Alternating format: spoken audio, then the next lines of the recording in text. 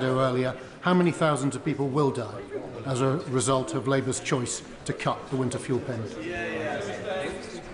I am very happy to share the data that shows that there are 200,000 more pensioners living in poverty after 14 years of the government of members opposite, and to publish information on the increase in the number of claims, 152% increase in the claims for pension credit because of the big, bold campaign that members on this side of the House are now running. Thank you, Mr. Speaker. My constituents want to see a fair and robust welfare system, but they have no truck with fraud. Can she assure that my constituents that she's doing everything she can to crack down on fraud and to make sure that people that genuinely need help get it? Thank you. My honourable friend is correct to raise the issue. As I said earlier, we will not tolerate the current levels of fraud in our welfare system. He will be pleased to have noted the announcement made by the Prime Minister recently of a forthcoming fraud, error and debt bill. That will begin the work necessary to drive down fraud in the department. Final question, Dave Dougal. Mr. Speaker, can I share with the Secretary of State the plight of my constituent who went without child maintenance payments for 6 months, not because she'd done anything wrong or the paying parent's employer did anything wrong, who processed the direct deduction of earnings order, or that the paying parent wasn't actually paying, but the CMS misplaced the payments? Can she apologise for that mishap? And what plans has she got to rectify this deeply flawed organisation? I'm very sorry to hear of the case to which the honourable member refers. It is not a case that I am familiar with, but if he would like to contact me with those details, I will look into it for him. That completes questions. I'll let the front benches clear. Excuse me, please.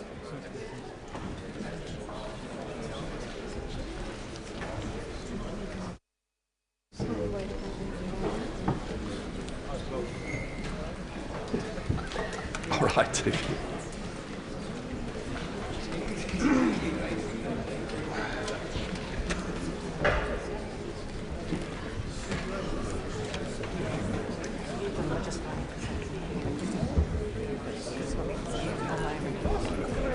Before I call the Prime Minister, I am sure the House will wish to reflect for a moment on the fact that this is a solemn day which marks the first anniversary of the terrorist attack on Israel, with dozens of hostages still in captivity. The conflict has claimed thousands of innocent civilian lives. Today is a day when we should come together to remember those, all of those who have been affected. I now call the Prime Minister, Sir Keir Starmer. Thank you, Mr. Speaker. Today we mark a year since the horrific attack on Israel by the terrorists of Hamas. It was the bloodiest day for the Jewish people since the Holocaust, a day of sorrow, a day of grief. Over 1,000 people were massacred, hundreds taken hostage, in an attack born of hatred, targeted not just at individuals, but at Jewish communities, at their way of life, and at the State of Israel, the symbol of Jewish security to the world. Mr. Speaker, 15 British citizens were brutally slain that day. Another has since died in captivity. Our thoughts today are with the Jewish people around the world, the Jewish community here in the United Kingdom, and all those that we lost a year ago. For so many, the pain and horror of that day is as acute today as it was a year ago. They live it every day. Last week, I met the families of British hostages and those killed on the 7th of October. I sat with them as they told me about their loved ones. I will never forget their words. Mandy Damari spoke of her love for her daughter Emily. She said, and I quote, "My personal clock stopped at 10:24 on the 7th of October, the moment when Emily sent a desperate, unfinished message as Hamas attacked her kibbutz. She is still held captive today." We can hardly imagine what hostages like Emily are going through, nor what the families are going through. The agony, day after day. So I say again, the hostages must be returned immediately and unconditionally. They will always be uppermost in our minds. And I pay tribute again to the families for their incredible dignity and determination. Mr. Speaker, today is also a day of grief for the wider region as we look back on a year of conflict and suffering. The human toll amongst innocent civilians in Gaza is truly devastating. Over 41,000 Palestinians have been killed, tens of thousands orphaned, almost 2 million displaced, facing disease, starvation, desperation, without proper health care or shelter. It is a living nightmare, and it must end.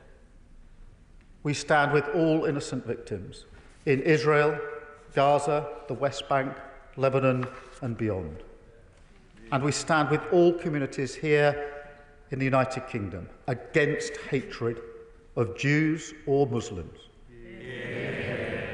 Because any attack on a minority is an attack on our proud values of tolerance and respect, and we will not stand for it.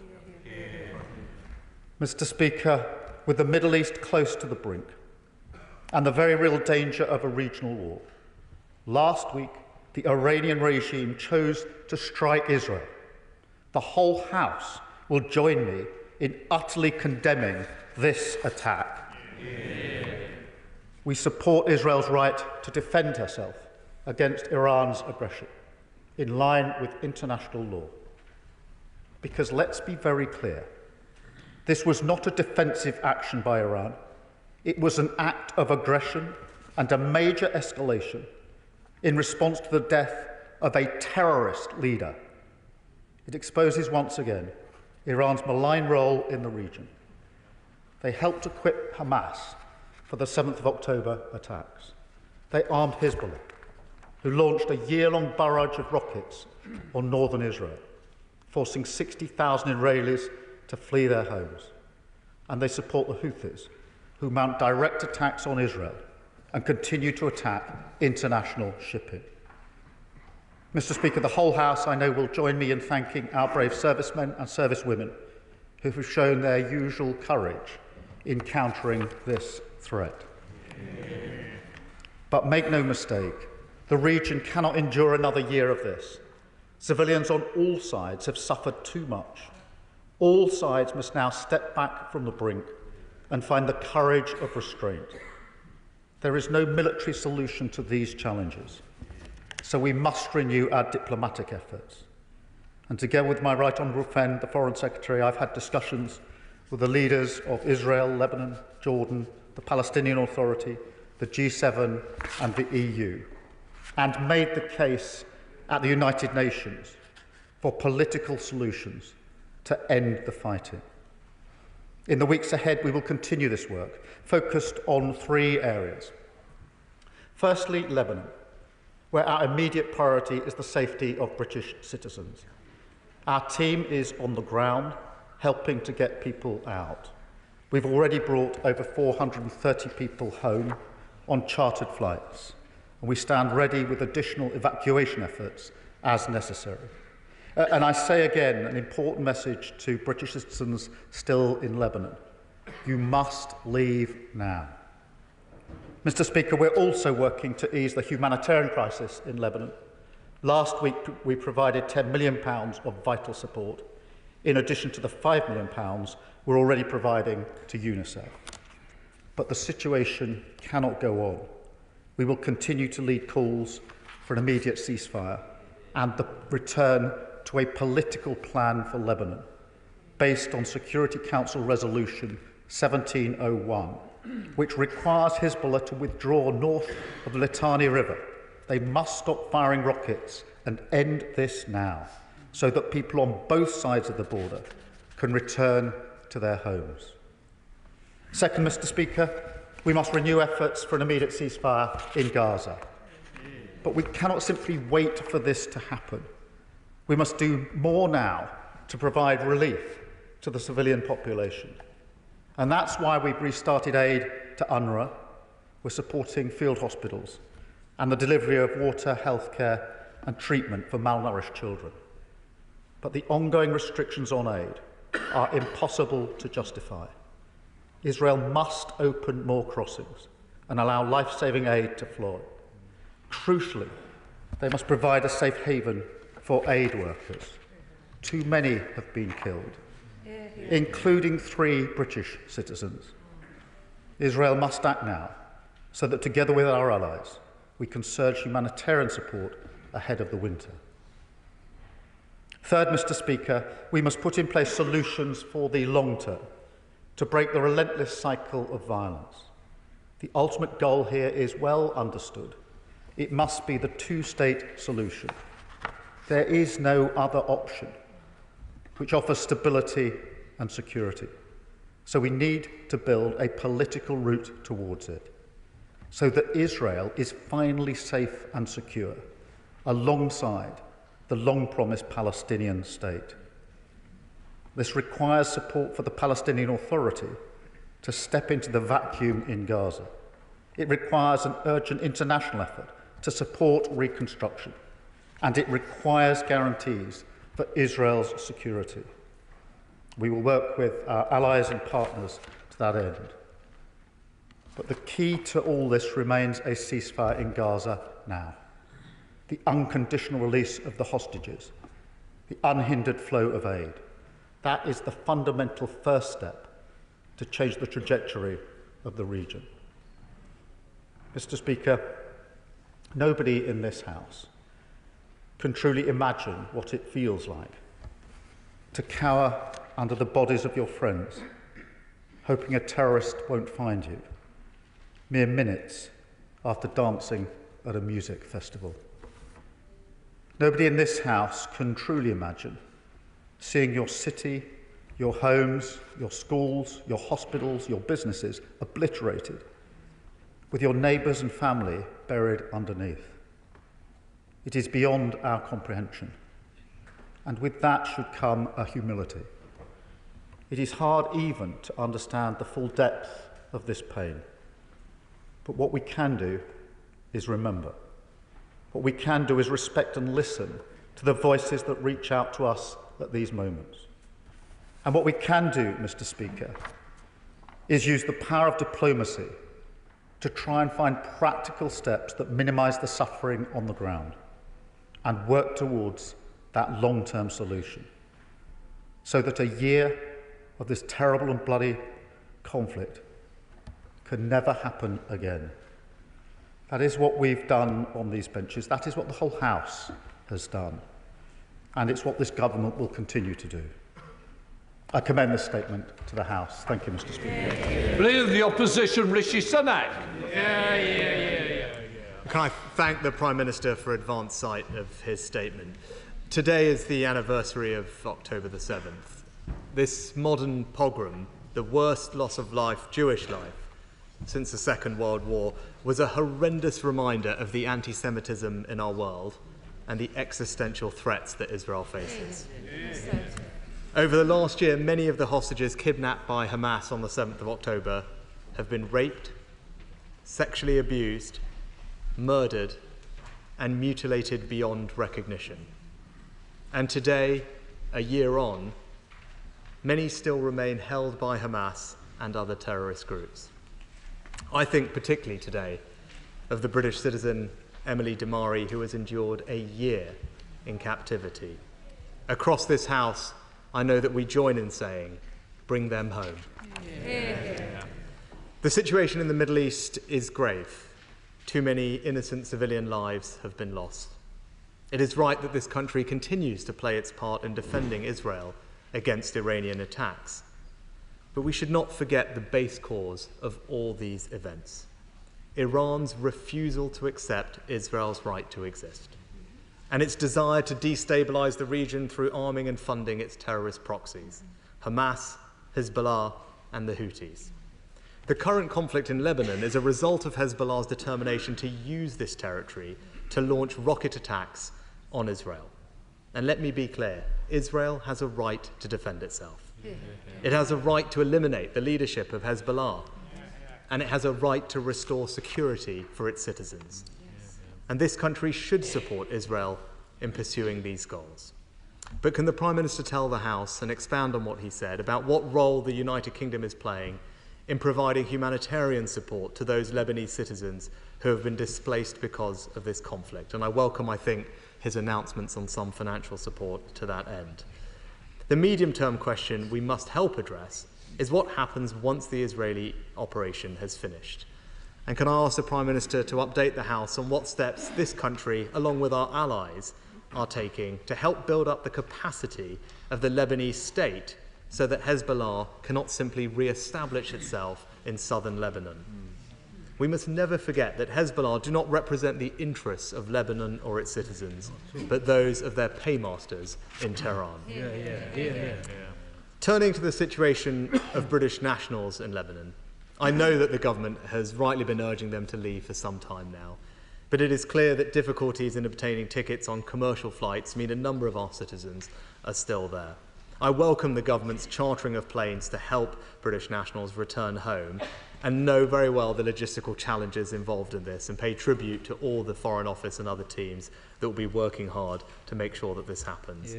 And can the Prime Minister assure the House that any British national who wishes to leave Lebanon will be able to do so on a government-chartered flight? And turning next to the Prime Minister's speech at the UN General Assembly, which he mentioned, can I fully endorse his reaffirmation that the United Kingdom will stand with Ukraine for as long as it takes? Events in the Middle East and indeed Ukraine are another reminder that the world is increasingly becoming more dangerous. If we wish to be able to continue to deter our enemies, defend our values and stand up for our interests, then we will need to invest more in our military. Now, the Prime Minister and I have discussed previously my view that we should increase defence spending to 2.5% of GDP by 2030. But in our previous exchanges and in this House, he said a trajectory for future defence spending would be set out at the coming fiscal event. And could I just ask that he reconfirm his commitment to that timetable? And finally, on this sad anniversary, can I finish by saying that the United Kingdom stands with Israel against this terrorism today, tomorrow, and always. And to the Jewish community here in Britain, I know that at moments like this, when the Jewish people are under attack in their homeland, Jewish people everywhere can feel less safe. And I know that the Prime Minister will agree with me that across this House, we will always stand against the evils of anti-Semitism. Minister. I thank the Leader of the Opposition for his words, and I do think it's important on an occasion like this that we speak as with one voice across the House, and I think the whole House will agree with him when he says, in relation to the hostages, we must bring them home. They must be uppermost in our minds. He asks about the assistance in Lebanon. Humanitarian assistance is being provided, aid and money. Also training, as he will know, and working towards the Security Council resolution.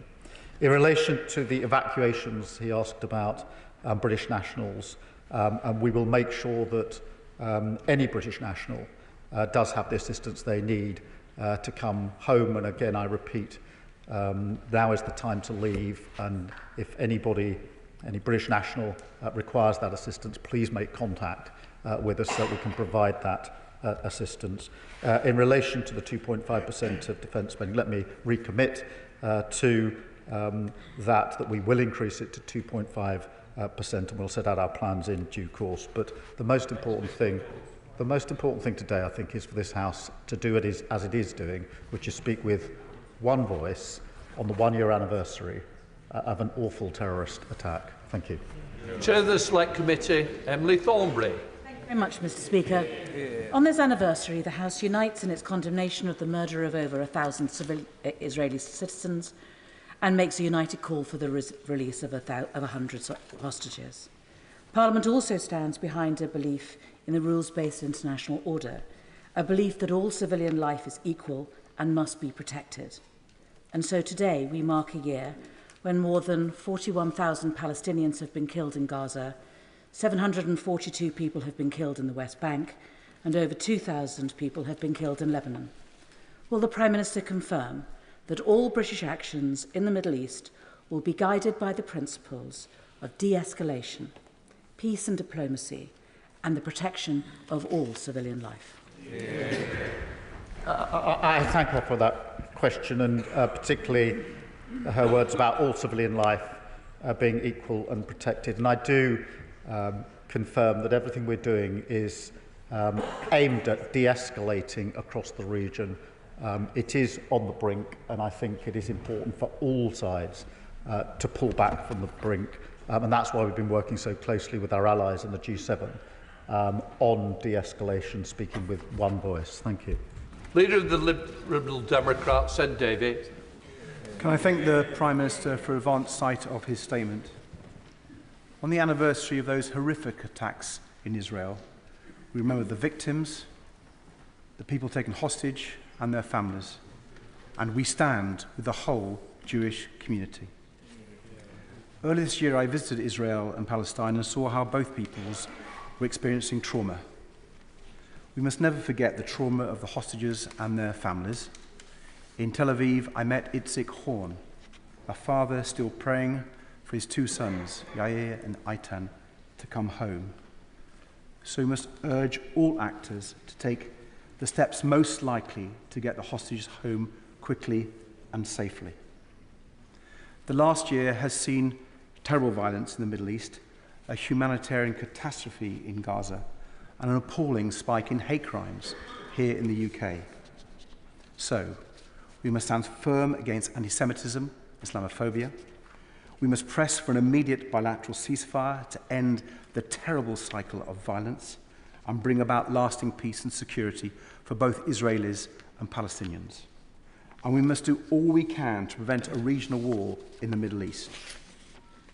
UK forces rightly played their part in helping Israel neutralise Iran's outrageous attacks. Now I hope the government will try to convince Israel that keeping her citizens safe and secure is best achieved by restraint, not retaliation, and the risk of a regional war. And as we do, let us take a tougher stance on Iran and all her proxies, from Hezbollah to the Houthis.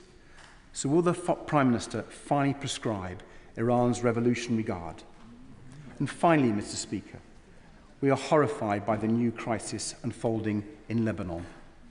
So first, will the government go further on humanitarian aid?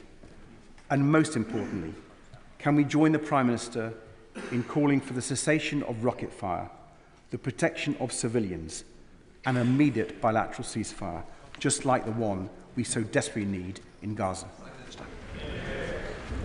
I thank him for those questions and absolutely agree with him in relation to the hostage families. When I sat with them, often we were sitting in silence because they couldn't find the words to describe what they were going through, and what he says about hate crimes. In relation, and the message and the messaging is very much de-escalation across the region.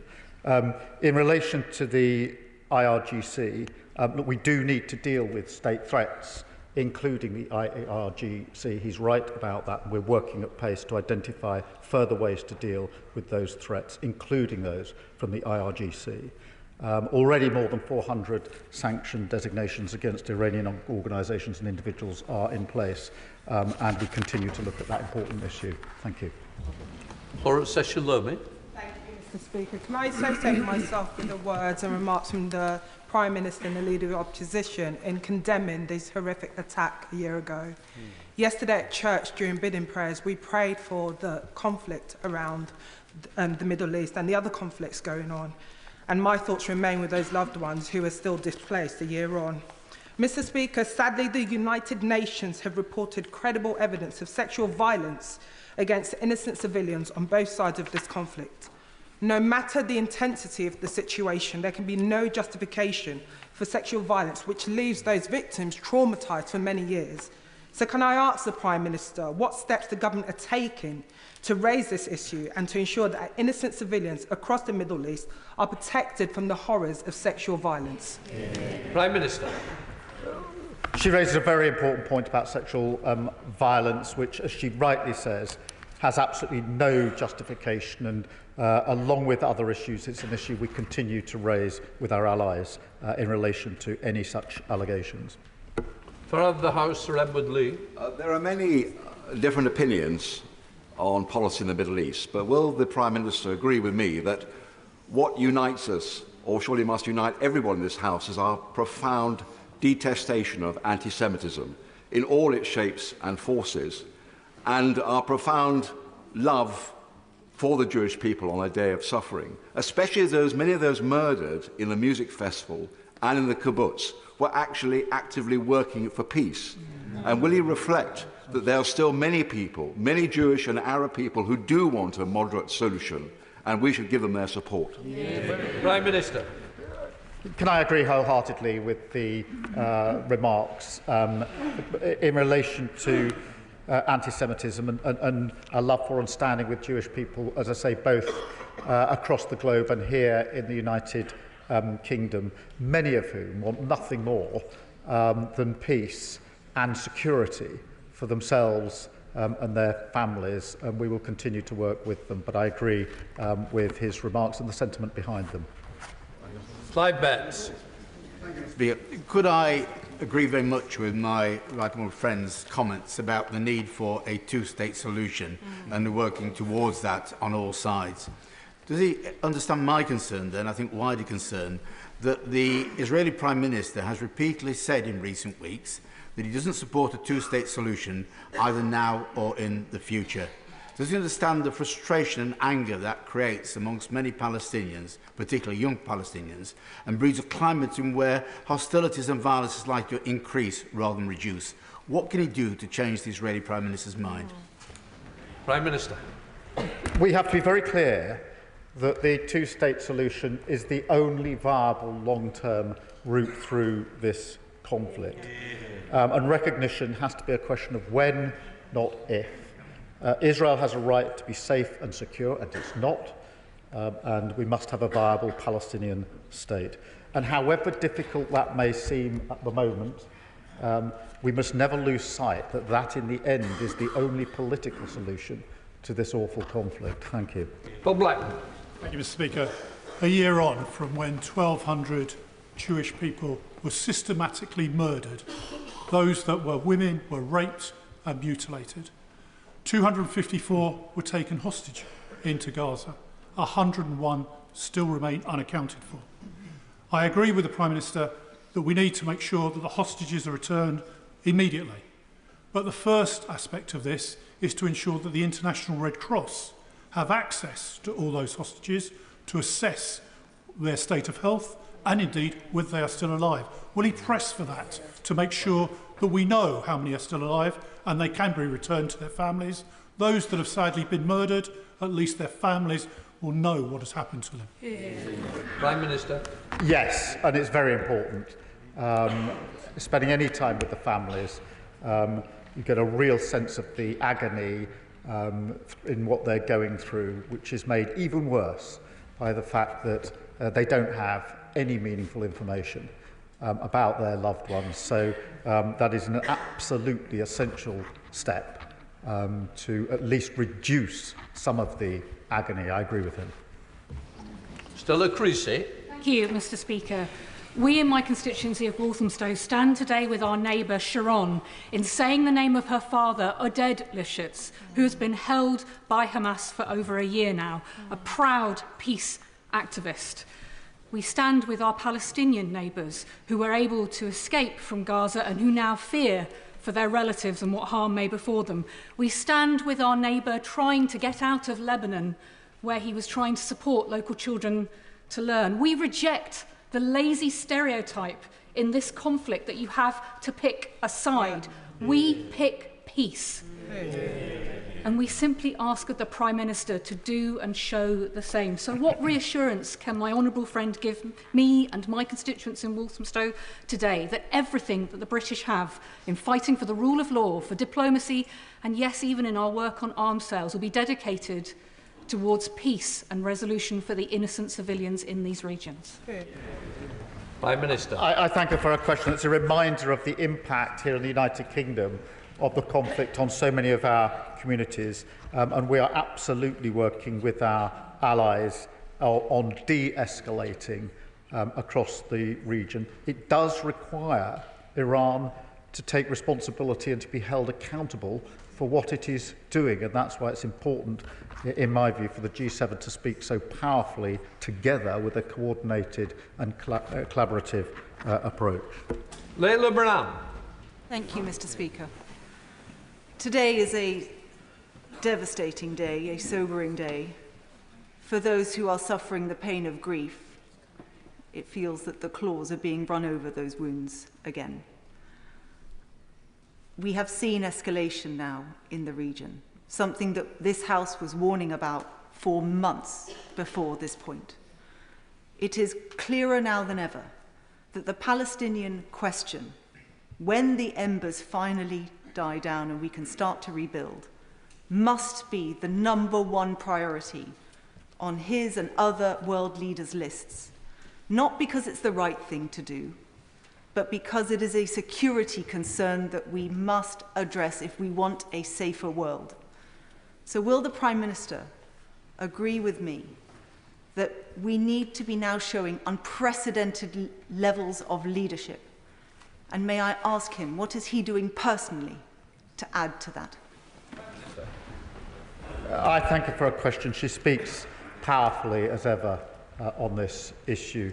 I completely agree that the only way through in the long term is the two-state solution. And in direct answer to her question, we are working non-stop with our allies on that question, answering what happens next, and never losing sight of the fact that the two-state solution is the only way to that long-lasting peace. And we will continue in those efforts. And I know that they have the support of the House. It's so important we continue to do so, and we will continue to do so. Thank you. Andy Slaughter.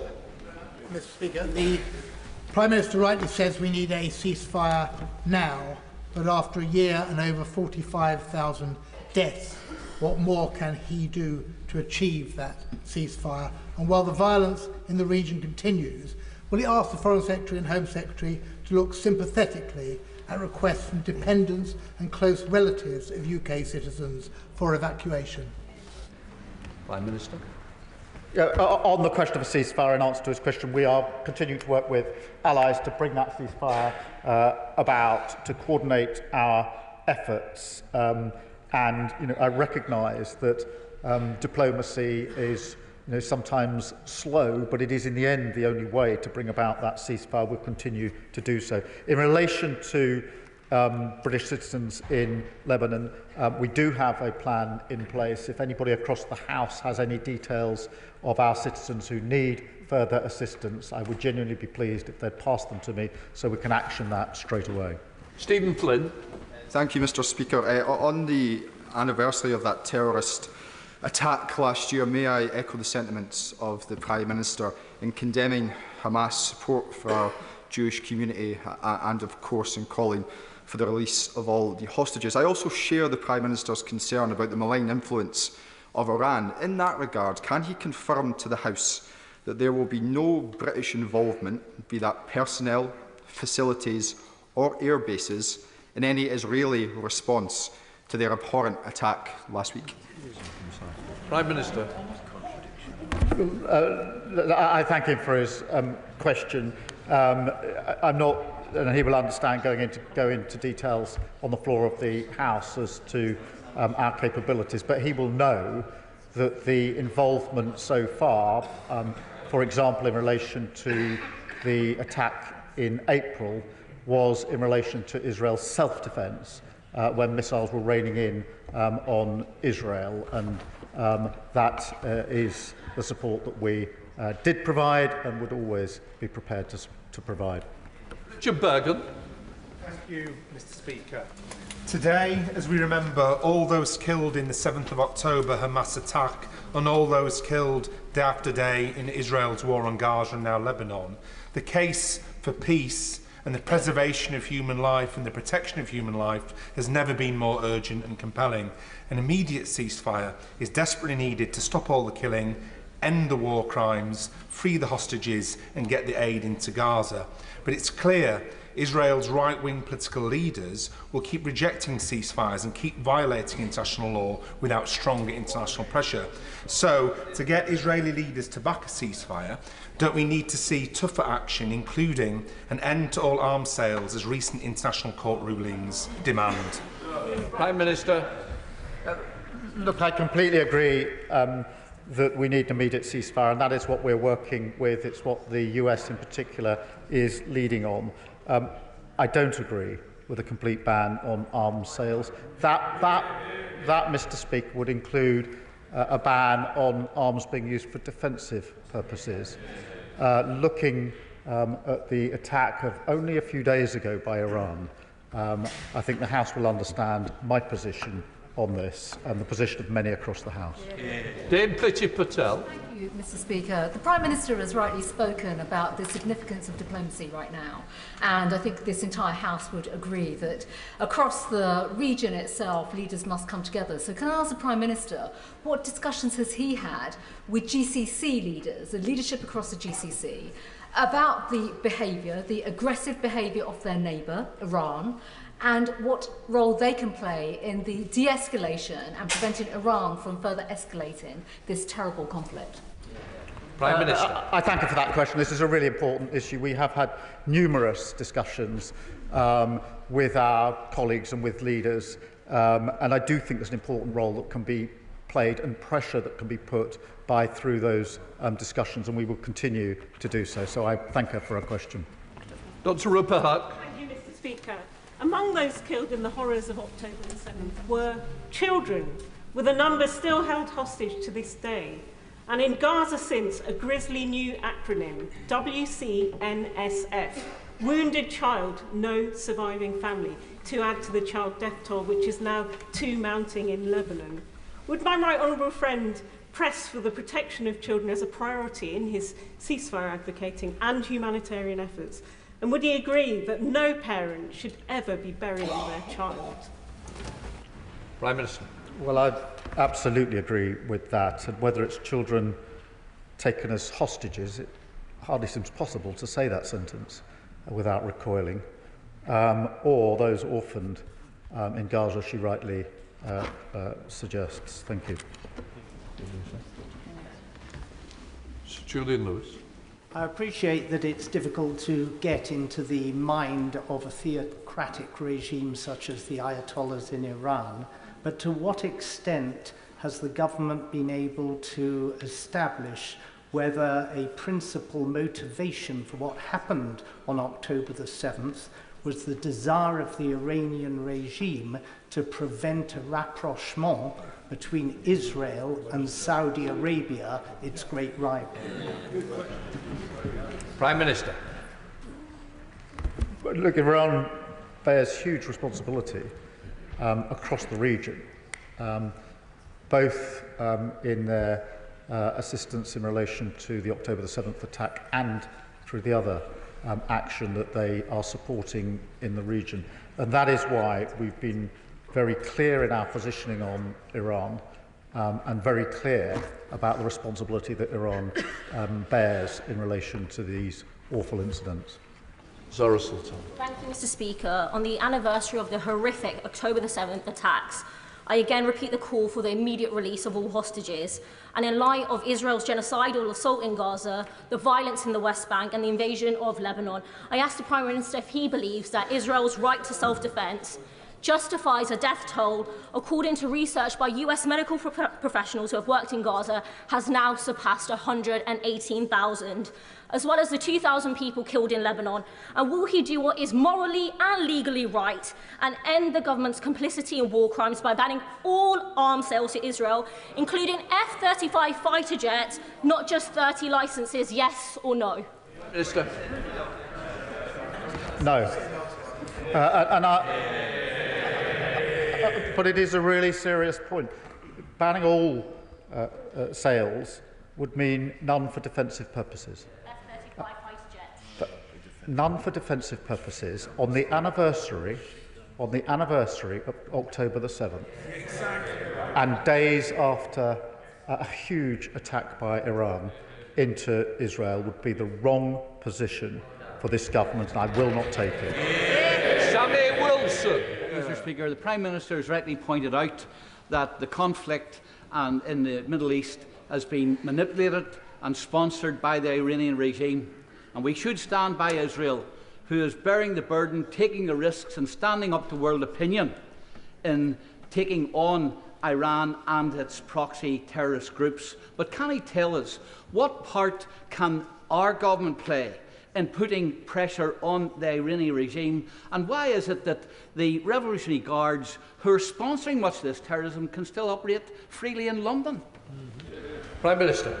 Can I agree with him? We must stand by Israel and be absolutely clear about Israel's right to defend herself, particularly at this time of escalation by Iran. I think in relation to his question about the Iranian regime, we have to be really clear that we stand with Israel. We have to be really clear in condemning Iran, and we have to do that with our allies with one voice, so that the message is heard very, very powerfully. Thank you. Clive Ethan. I associate myself with the condemnation of the atrocities committed by Hamas a year ago. But that said, there is a growing humanitarian crisis in Gaza, and the restriction on aid is unacceptable. So what more can the international community do to achieve the free movement of aid into Gaza? Prime Minister. I addressed this in my statement. We need to get more humanitarian aid in. It's desperately needed. It's been needed for a very, very long time.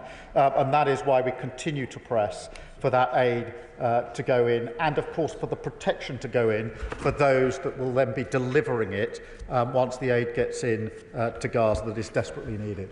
Robert Jenrick. Thank you, Mr. Speaker. Since the barbaric attack on October the 7th, we've seen an explosion in anti-Semitism and extremism on our streets of our own country. Only on Saturday, we saw people flagrantly valorising Hezbollah in London. We have to root out those who despise our country and our values. What will the Prime Minister do to revoke visas, where appropriate, of those in the UK who are conducting themselves in this manner, to encourage the police to enforce our existing laws without fear or favour, and to further ban and prescribe those organisations such as the IRGC, which do not support the UK, our values, and the way we wish to conduct ourselves in the world? Prime Minister. Well, I thank him for his question, and we are proud of the democratic right to protest in this country, but supporting a prescribed terrorist group is unacceptable, and we need to be very, very clear about that and give the police our full support in taking the action that they need to take in relation to it, wherever it is in the United Kingdom. Manjit Singh Desi. Thank you very much, Mr. Speaker. As we mark the anniversary of the horrific Hamas attacks, the subsequent colossal death and destruction, and the ensuing escalation in the region, for anybody in any doubt in the country, Iran is no friend of ours, and indeed is disliked by many of its neighbouring Arab nations for its destabilising activities in the region. And it was abundantly clear to many of us that as soon as Iran came to the aid of its proxy Hezbollah, that Israel's allies would come to its aid to protect it from Iranian missiles. However, it is also extremely frustrating that Prime Minister Netanyahu continues to ignore the international community, the UN Security Council resolutions, indeed our own UK Prime Minister, who was one of the first to call for an immediate ceasefire between Lebanon and Israel, and indeed this UK Parliament, which voted 8 months ago for an immediate ceasefire in Gaza. So, Prime Minister, how exactly is the UK government going to help bring all sides to the negotiating table and secure peace? Prime Minister. Well, his comments about Iran are absolutely right, and we must stand with Israel in the face of the attacks wherever they come from, wherever they are sponsored. And in direct answer to his question, we are working with our allies on de-escalation. We are working with the US in particular on their plan for a ceasefire, because it is only through a ceasefire that we can create the space for the hostages to be safely released, for the aid to get into the region, and a foot in the door for the political solution, a two-state solution, which is the only way to lasting peace. Christine Jardine. Thank you very much, Mr. Speaker. The Prime Minister spoke quite rightly of the fact that we can barely imagine the pain of both the Israeli families and those in Gaza affected over the past year since that Hamas atrocity. But it's also a pain that's felt acutely in our own communities, by our Jewish communities and our Muslim communities. So can the Prime Minister tell us, since we've had 5,000, a record number of anti-Semitic attacks in this country since that atrocity, what he's going to do to reassure the Jewish and Muslim communities and work with the CST and Tel Mama to strengthen their bonds?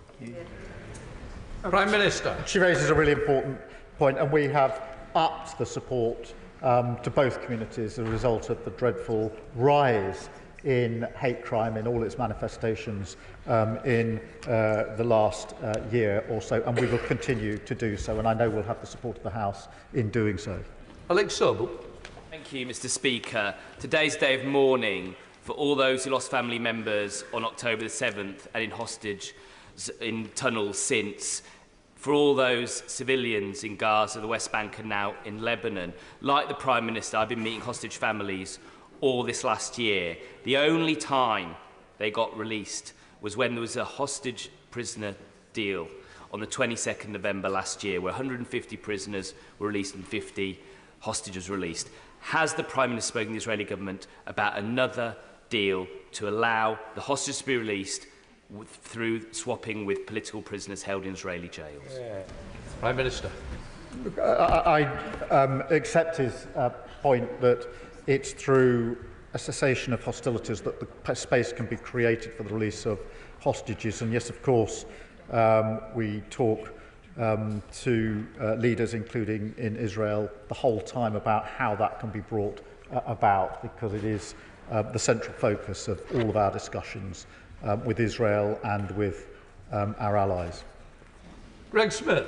Thank you, Mr. Speaker. It's vitally important that on today and every day we remember every single life lost at the hands of Hamas a year ago, every single life who was lost in captivity since, and renew our calls for the release of every single hostage. And whilst I totally agree with the Prime Minister when he says that Israel must have that right to defend herself, some of the decisions he has taken has led to a feeling that this government has stepped back its support for Israel, not least in the restoration of the funding of UNRWA. Does the Prime Minister regret that, and will he revisit that decision so that actions marry up with words? Prime Minister. No, there's been no stepping back of support for Israel. We've been absolutely robust in that support, and I've expressed it many, many times in different places, including to the Prime Minister of Israel, and we will continue to support Israel. We'll continue to support Israel's right to defend herself. I think this House is at its best when it speaks with one voice. Mohammed Yazid. Thank you, Mr. Speaker. It's been a year of profound suffering, darkness and trauma. Tens of thousands of innocent people have been killed and displaced. Yet the world has learned nothing. The prospect of two-state solution is a distant dream, and the odds of all-out war in the Middle East is growing by the day. The unimaginable devastation has to stop. The only hope is a diplomatic solution. So can the Prime Minister show me today that the government is doing everything in its power to bring about an immediate and permanent ceasefire across the region? Yes, and we are not doing it alone. We're working with our allies in relation to it. I spoke to G7 allies last week about it. We speak constantly to the US about it because we need to de-escalate across the region. We've seen escalation in recent days and weeks, and all sides need to pull back from the brink. Ali Chan. Thank you, Mr. Speaker. On behalf of the Green Party, I'd like to associate myself with the remarks made by the Prime Minister and others in this House today in remembrance of all those who lost their lives and were taken hostage in the horrific terrorist acts on October 7th last year. One of those was Chaim Katzman, murdered by Hamas in Kibbutz Hulit, and whose brother Noy has had his words included in a collection of speeches and eulogies published today by Standing Together. Noy says this of Chaim: "I have no doubt that, even in the face of Hamas's people that murdered him, in the face of their extreme right-wing beliefs, he would still call out against killing and violence of innocent people. Here too, he would be empathetic to pain and oppression.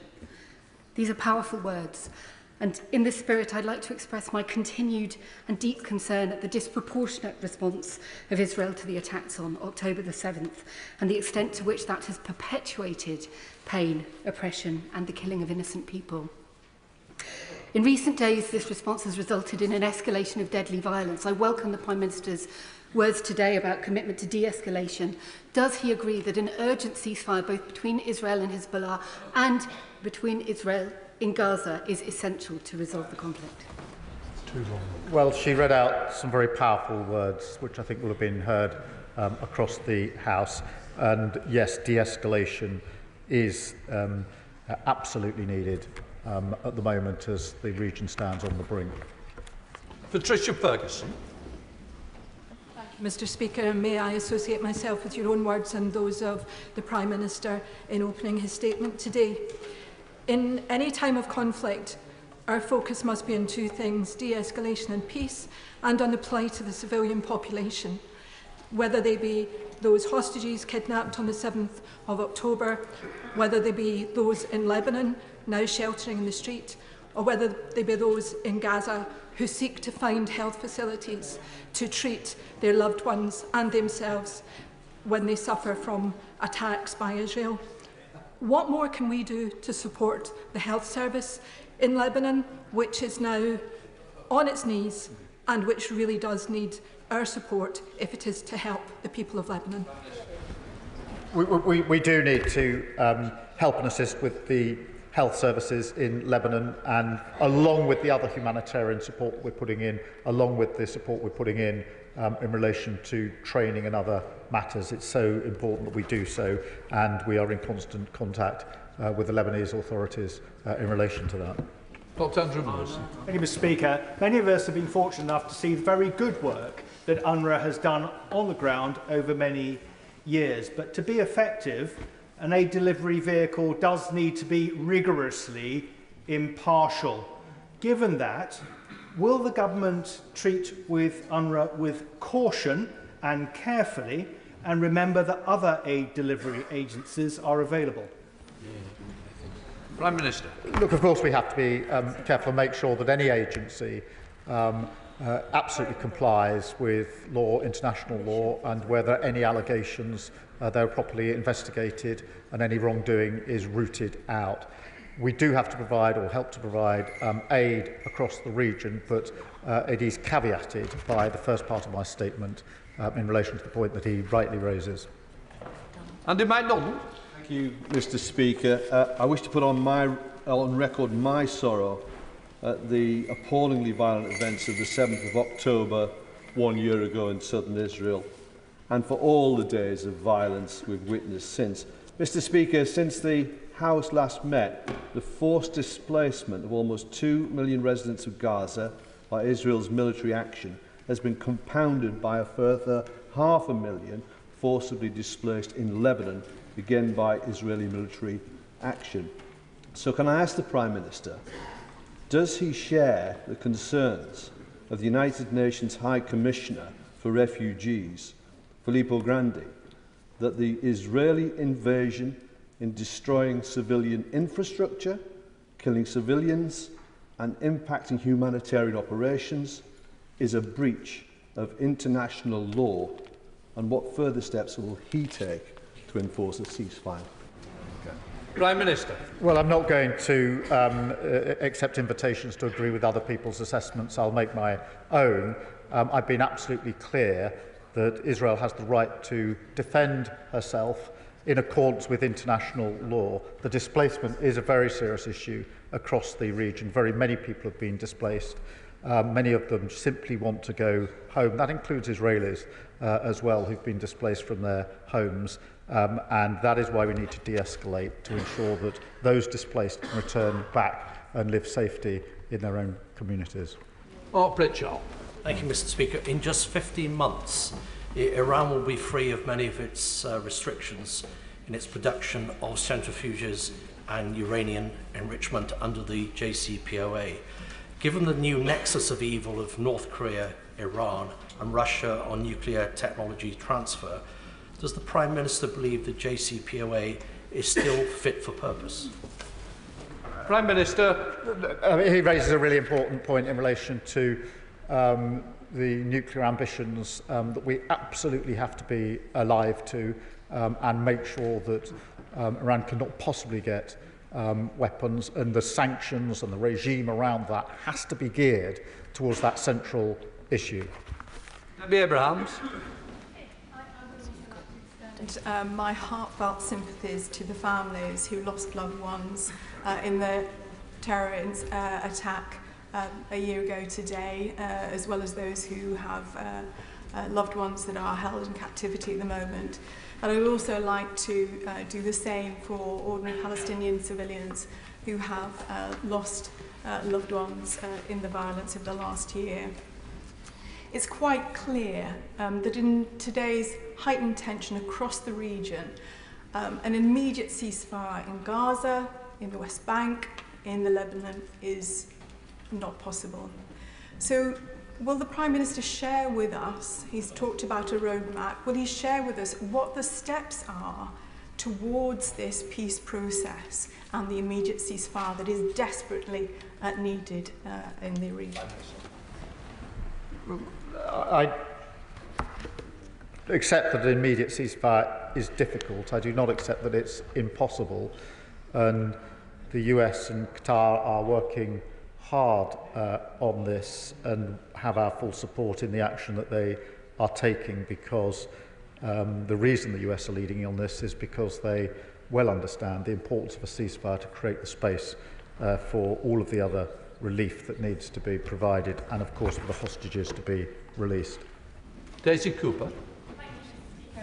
This House knows that when events unfold abroad, they often reverberate on our streets here at home.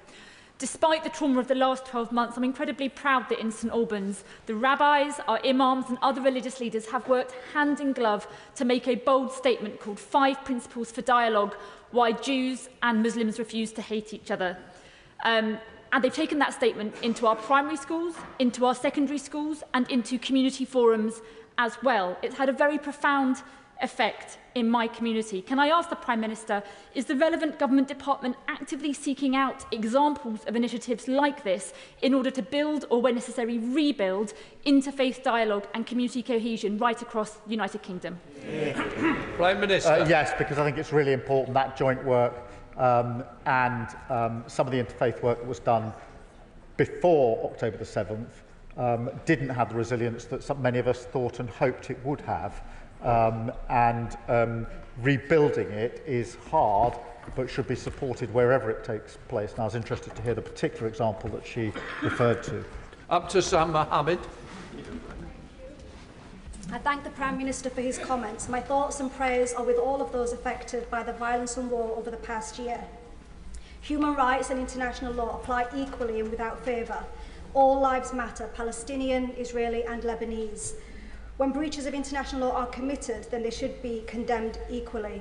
Does the Prime Minister agree with me that a ceasefire in Gaza is the best way to de-escalate violence? And will he give assurances that this government will do all it can to support diplomatic measures, keep an open review on arms sales? And does he agree that we must at all costs avoid getting involved in a Middle Eastern war which could have catastrophic consequences both here and abroad? Prime Minister.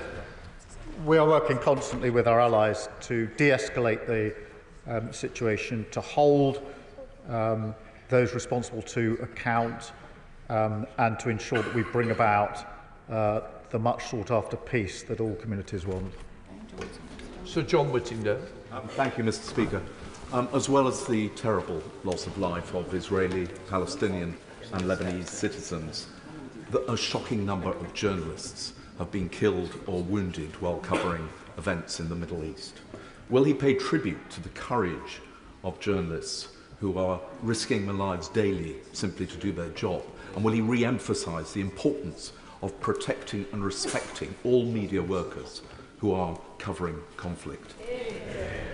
Prime Minister. Yes and yes. It's a very important point. Journalists, those working in the media, are risking their lives in order to ensure that the rest of us have information about what's going on the ground. Too many have lost their lives. and we must respect that and pay tribute to the really important work that they do, and I am grateful to him for raising a really important issue. John MacDonald. Today is a day of sombre remembrance of the suffering on all sides. But if the threat of a war against Iran takes place, we will need to revisit that discussion within this chamber. But I'm pleased that the Prime Minister has rightfully demonstrated that our concern about the suffering on all sides, and particularly mentioned the suffering of children. When the Ukraine war as the Ukraine war took place, we set up the scheme for the evacuation of children who were seriously injured in Ukraine to come here for treatment. In January, I raised the prospect of that scheme being introduced for Palestinian children and others. Raised it again in May. Wrote to my honourable friend and the Home Secretary and the Foreign Secretary in July. I wrote again in August and I wrote again in September. There doesn't seem to be any progress on developing such a scheme, despite the willingness of clinicians here. Could the Prime Minister look at that and how we can achieve progress? Prime Minister. Well, I thank him for that, and he's right to emphasise the impact this has on children in particular, and we do have special responsibilities in relation to children in any conflict. The first step to protecting children is to create the conditions for a ceasefire, is to de-escalate, which is why, working with our allies, we are spending so much time on that de-escalation and finding a route through to a ceasefire. Thank you, Mr. Speaker. In February this year, I stood in the wreckage of some of the kibbutzim where the atrocities took place on the 7th of October, and I was struck then by the families who we met and their desire for peace rather than revenge. And since then, I'm afraid to say that I've heard minister after minister stand at the dispatch box and mouth the words of peace and de-escalation, and yet the situation has got worse and worse and worse. So my question to the Prime Minister is this: how many more people will have to die before we realise that talking is not enough and that we have to take action with our partners to compel a ceasefire? Prime Minister. I think what happens at the dispatch box is the reporting back of the action that we're taking elsewhere. That's under this government and under the last government. And when not at the dispatch box, we are working with our allies to bring about the ceasefire. I accept it's difficult. I accept it has not yet happened. I refuse to give up on the idea that through diplomacy we can reach that de-escalation and ceasefire, and we will continue to work with our allies to do so. I think what we've tried to do, particularly in recent weeks, is to coordinate with our allies so that we speak and take action in one coordinated way, which for me is more powerful than each nation taking action separately. Tracy Gilbert. Thank you, Mr. Speaker. Can I associate myself with the words of honourable and right honourable members today and add my thoughts to the families and hostages that were taken a year ago, and I too hope for their safe return. Mr. Speaker, latest figures suggest that there are approximately 6,000 Lebanese nationals in the UK with a temporary right to remain. Lebanese nationals in Edinburgh have recounted to me their fears about returning home and their concerns about the inevitable humanitarian crisis that will follow should the conflict continue. Can I ask my right honourable friend if the government will commit to looking at options to ensure no Lebanese national currently in the UK is forced to return to Lebanon during this current conflict? Prime Minister. Yes, I can give that assurance, and it's very important. We need to get British nationals who are in Lebanon out of Lebanon as quickly and as safely as possible, and we certainly shouldn't be returning people back to the conflict zone whilst the conflict is going on. Ben Lake. Both the Prime Minister and the Foreign Secretary delivered important statements at the UN last month, emphasising the importance of upholding both the principles and the purposes of the UN Charter as a foundation for rules-based international order. The PM rightly states today that a political settlement is the only route to a lasting peace and stability in the region. In working towards that aim, what consideration is his government giving to official recognition of Palestinian statehood? Prime Minister. The question of recognition is a question of when, not if. Well, at the point of greatest impact, we do need a two-state solution. We need to work with our allies towards that end. and we will continue to do so because this conflict will not de-escalate until there's a political route through. Absana Begum.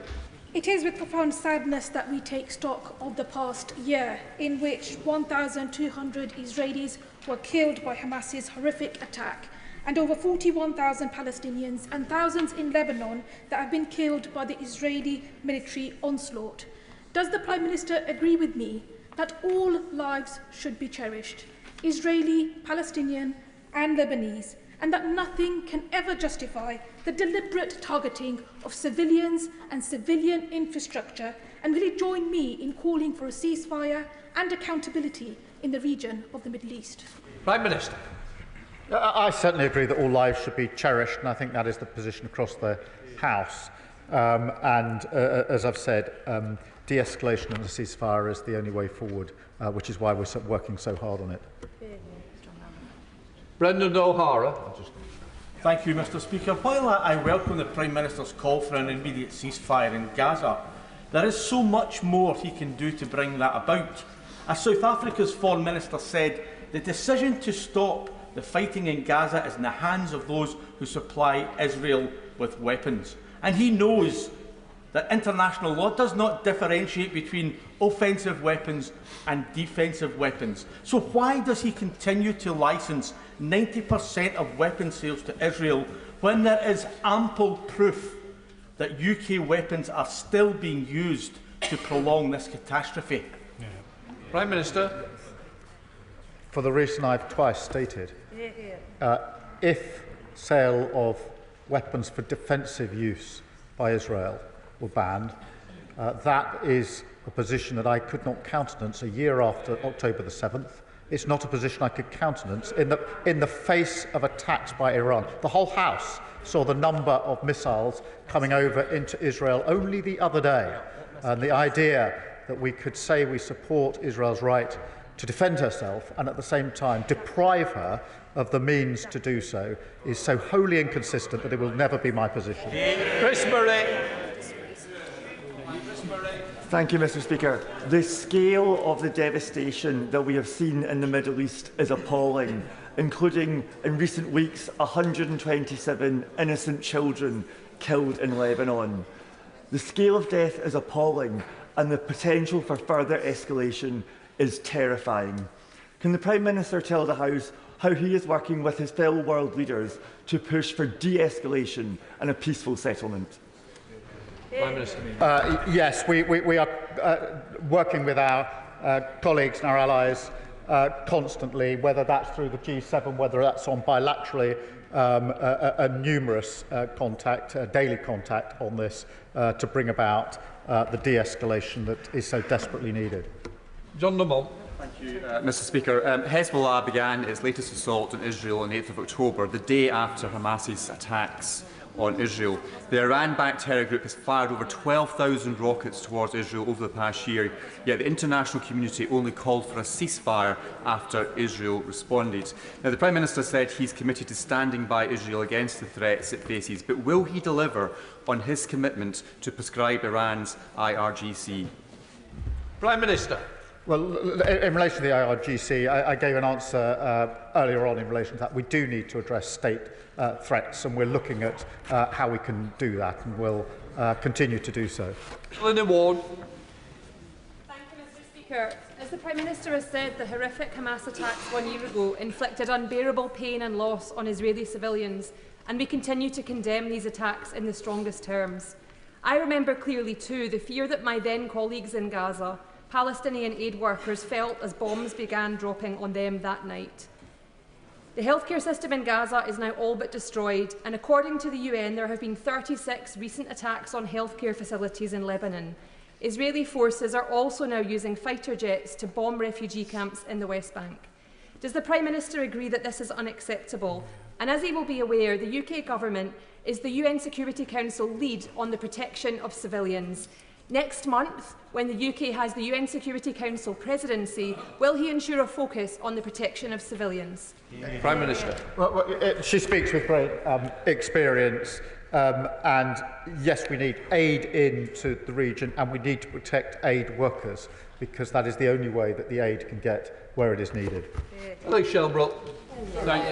Thank you, Mr. Speaker. And today we mark that terrible anniversary of the biggest slaughter of Jews since the Second World War.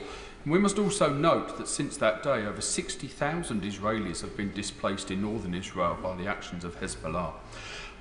Therefore, the Israeli government's had no choice but to mobilise the IDF, and any Israeli citizen has to do that.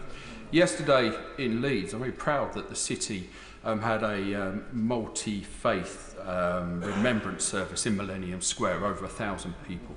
And does the Prime Minister agree that that's in marked contrast to the individual who drove out into hiding the Jewish chaplain of Leeds because he had to serve as a member of the IDF because he's an Israeli citizen?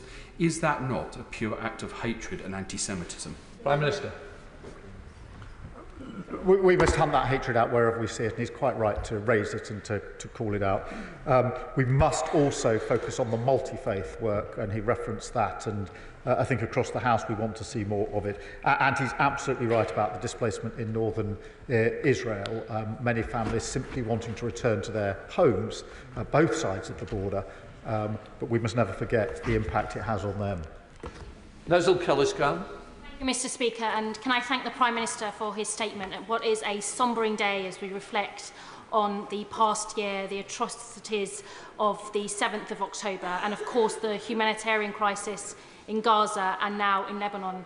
In my constituency of Barking, I have communities that have links to Israel, to Gaza, to Palestine and also to Lebanon, and they regularly raise with me the need for an immediate ceasefire. Does the Prime Minister recognise that ceasefire is a critical step in what in the end can be the only solution, which is a political solution for the region? Yes, and that's why we're working with allies, including the US, on seeking to bring it about. Richard Holden. Thank you very much indeed, Mr. Speaker. 1,200 butchered, 250 plus hostages taken, over 100 of whom are still there, including Emily Damari, a 28-year-old British citizen. Can the Prime Minister recommit today to do whatever it takes to leave no stone unturned in ensuring that she is returned to her family and that, if necessary, British assets are used to help extract her? Prime Minister. Yes, absolutely, and that is the commitment I gave to her mother and the other families that I met last week and then on various other occasions before that. I've sat with her mother and seen firsthand the utter agony that she is going through, as any parent would in those circumstances, and I gave her that commitment, and I repeat it here. Alex Burrell-Curtis. Thank you, Mr. Speaker. May I thank the Prime Minister for his statement and associate myself with the clear calls for unimpeded access to aid, immediate ceasefire and an immediate return of the hostages. But since this heinous terrorist attack 1 year ago, we have seen here at home a consequential increase in the crimes of hate, anti-Semitism and other forms of hatred. I know his commitment to tackling the scourge of such hatred. I've seen it up close. So will he assure me that his government will continue to challenge all such forms of hatred, both here and abroad? Prime Minister. Yes, absolutely. We can and we must. And I think across the House, we all know the impact of hate crime. We've all been horrified by the increase over the last 12 months, and we have a duty and a responsibility to do everything we can to reduce it, and we will work with others to do so. Ayub Khan. Thank you, Mr. Speaker. Can I also join the Prime Minister in offering my condolences to the families of all those killed and continue to be killed?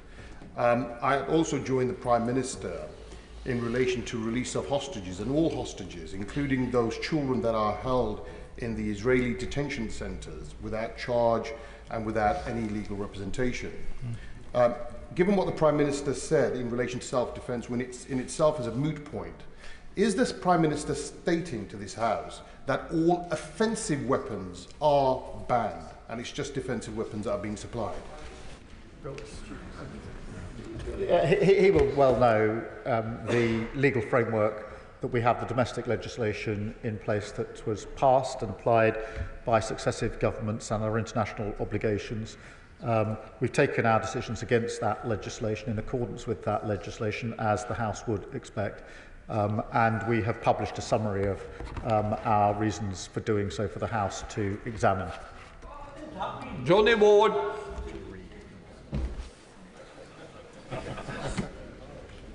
You don't know.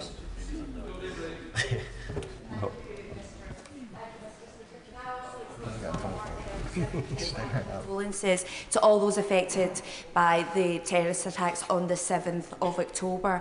And can I also thank the Prime Minister for his statement today. Can I ask the Prime Minister if he agrees with me that the sharp rise in anti-Semitism that we've seen since the 7th of October, actually now reaching the highest ever recorded in the UK, is a stain on our democracy? And can I ask him to pass his reassurances to the Jewish communities across the UK that his government's doing everything it can to ensure their security and safety and to tackle this scourge of anti-Semitism? Let me give that reassurance. I think we are all shocked by the sharp rise in anti-Semitism. We need to work with all communities to bring that down in relation to hate crime, whichever community it is aimed at, whether it's the Jewish community, Muslim community or any other community. Joy Morris. May I thank the Prime Minister for clarifying the government's position on Israel's right to defend itself. And will the Prime Minister and the Home Secretary clarify to this House what steps are being taken to tackle violent disorder and anti-Semitism in London? Many people in many British Jewish communities here in London feel under threat. Particularly this weekend, we saw violent protests. What is the government going to do to tackle that and to make our British Jewish communities feel safe again? We have to support the right to freedom of protest, but at the same time be absolutely clear in relation to terrorist organisations and support for terrorist organisations that is not to be tolerated. And we will work with the police and other law enforcement to ensure that we tackle it and stand very, very firm on it. Just silence. Matthew. Thank you. Thank you, Mr. Speaker. Today, as with so many times in the history of the Jewish people, we are bound in grief and in mourning. Would the Prime Minister assure the Jewish community that we are not alone in that grief? And would he take this opportunity to join me in praising the dignity, the courage and the love shown by the families and friends of the hostages in their efforts to bring them home? Let me give that assurance that they're not alone, and let me pay tribute again to the families. It is incredibly moving to spend any time with them and to hear firsthand what they are going through. And as I've said to them every time I've met them, the impact it has, I think, on anybody listening to it, the impact it has on me is profound. Iqbal Mohammed Khan. Thank you, Mr. Speaker. May I join the Prime Minister and the House in offering my condolences to the families of all those Israeli civilians killed on October the 7th and all innocent civilians, Israeli, Palestinian, Lebanese or other, over the last 12 months. Over the last 12 months, over 950 Palestinian bloodlines have been wiped off the face of the earth. No family member remains from those generations. Over 1,000 families have only one sole survivor remaining, living today. What message does the Prime Minister have for the British Palestinians and the surviving Palestinians in the affected region, and what is he doing to protect them from the same fate as the 42,000 and counting? There's been far too much bloodshed and killing, far too many children orphaned, and I give my assurance that we will do everything we can, and we are doing everything we can, to de-escalate, to bring about the ceasefire, to allow much-needed aid to go in, hostages to come out. But I absolutely understand the strength of the point that he puts to me. Andrew George. The Prime Minister says that I stand with Israel, I stand with peace, I stand with the Israeli people and I stand with the Palestinians and the Lebanese equally. But this isn't mere semantics. I applaud that the military from the UK were involved in it, protecting Israelis at the weekend. But where is the equivalence for the people of Gaza and of Beirut and elsewhere? In the work that we're doing to bring about de-escalation and a ceasefire, because that is the only route through. That is why we're working with our allies so closely on those issues, and will continue to do so. Jeremy Corbyn. Thank you, Mr. Speaker. The tragedy of the deaths a year ago have now been compounded by tens of thousands more deaths in Gaza, the West Bank, and in Lebanon. Gaza is now reduced to a place of rubble and famine and thirst and premature death, and lots of children looking for their families. The bombs that have rained down on Gaza and other places are in part supplied by this country. The International Court of Justice and the International Criminal Court have both made very strong opinions on the whole situation there. Will the Prime Minister revisit the whole situation of the sale of British arms that are being used to bomb Gaza and kill wholly innocent Palestinian civilians? We've set out our position that domestic law is clear, international law is clear, and we've taken our decision and put a summary of that before the House. Jim Allister. Mr. Speaker, if those of us in this House at this distance can feel the pain of the dastardly attack of a year ago, we can but imagine the indelible imprint on the people of Israel and Jewish folk across the world. Can I ask the Prime Minister, has he a view on the fact that our national broadcaster, the BBC, refuses to call those who perfected this heinous terrorist attack, refuses to call them terrorists, and likewise now with Hezbollah? What is the government's position on that, and what representations have they made? The government's position is that Hamas and Hezbollah are terrorist organisations, and we stand very firm on that and rightly call them what they are.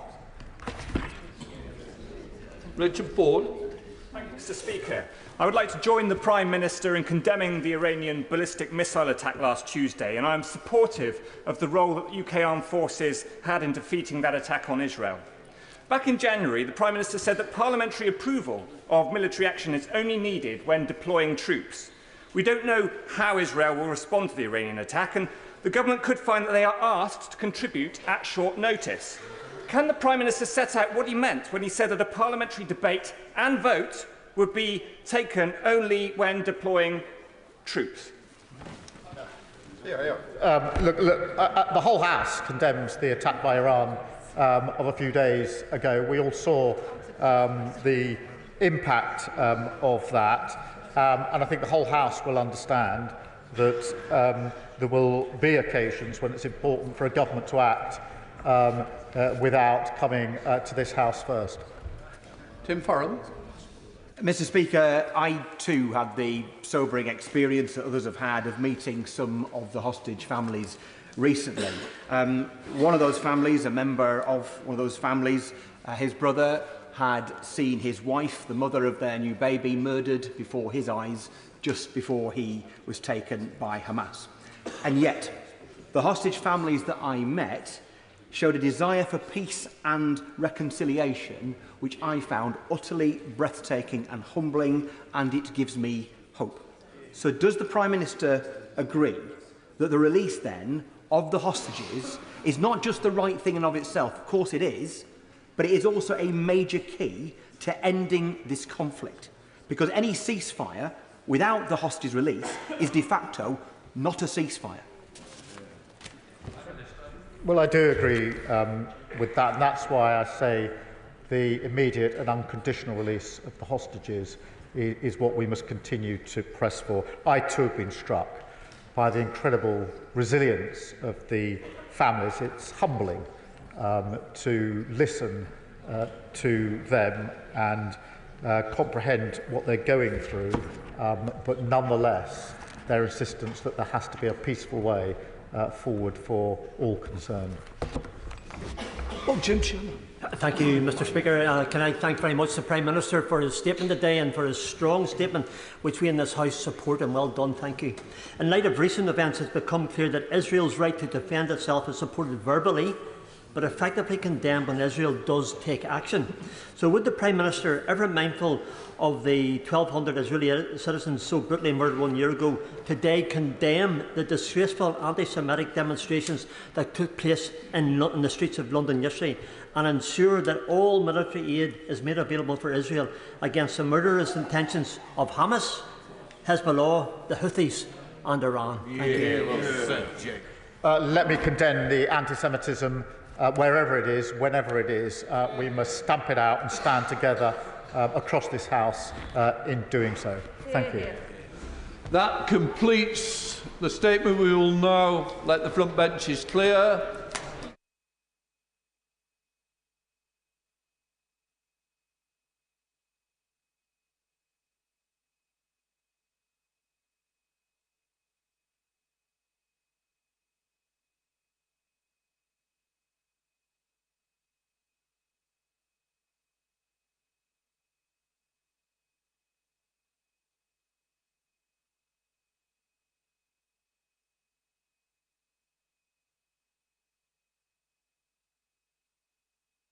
Before we come to the next statement, could I say to the government that I understand and the whole House understands that the business of the government goes on during the recess, and that ministers will always need to respond to events in the UK and around the world.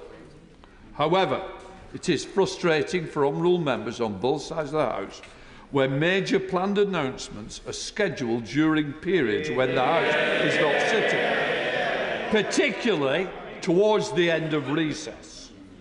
Whilst I appreciate the government informing me directly on developments on some of these issues, that does not substitute informing the House.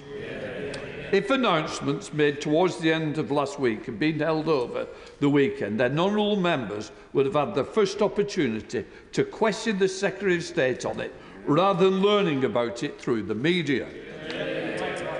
Ministers should come to the House to announce their policies in the first instance, if that means waiting a few days. And the excuse that we may have an election elsewhere in the world is not my concern, because it is the elected members in this House on both sides that I represent. Secretary of State David Lammy. Well, Mr. Speaker, I'm very grateful for your instructions at the beginning of this statement, and with permission I will make a statement on the conclusion of negotiations on the exercise of sovereignty over the British Indian Ocean territory. On Thursday, the 3rd of October... Order. I've done the bidding. I don't need others to come in on the back of it. Secretary of State. I'm very grateful, Mr. Speaker. On Thursday, the 3rd of October, my right honourable friend, the Prime Minister and Mauritian Prime Minister Juggernaut, made a historic announcement. After 2 years of negotiations and decades of disagreement, the United Kingdom and Mauritius have reached a political agreement on the future of the British Indian Ocean Territory. Mr. Speaker, the treaty is neither signed nor ratified, but I wanted to update the House on the conclusion of formal negotiations at the earliest opportunity. Members will appreciate the context. Since its creation, the territory and the joint UK-US military base on Diego Garcia has had a contested existence. In recent years, the threat has risen significantly. Coming into office, the status quo was clearly not sustainable. A binding judgment against the UK seemed inevitable, and it was just a matter of time before our only choices would have been abandoning the base altogether or breaking international law. Mr. Speaker. Order. You'll all be able to question the Secretary of State. So please, just wait for that moment. You've been here long enough to know they don't come at this stage. Good try, but not working. Secretary of State. Mr. Speaker, if you oppose the deal, which of these alternatives do you prefer? Doing this deal on our terms was the sole way to maintain the full and effective operations of the base into the future.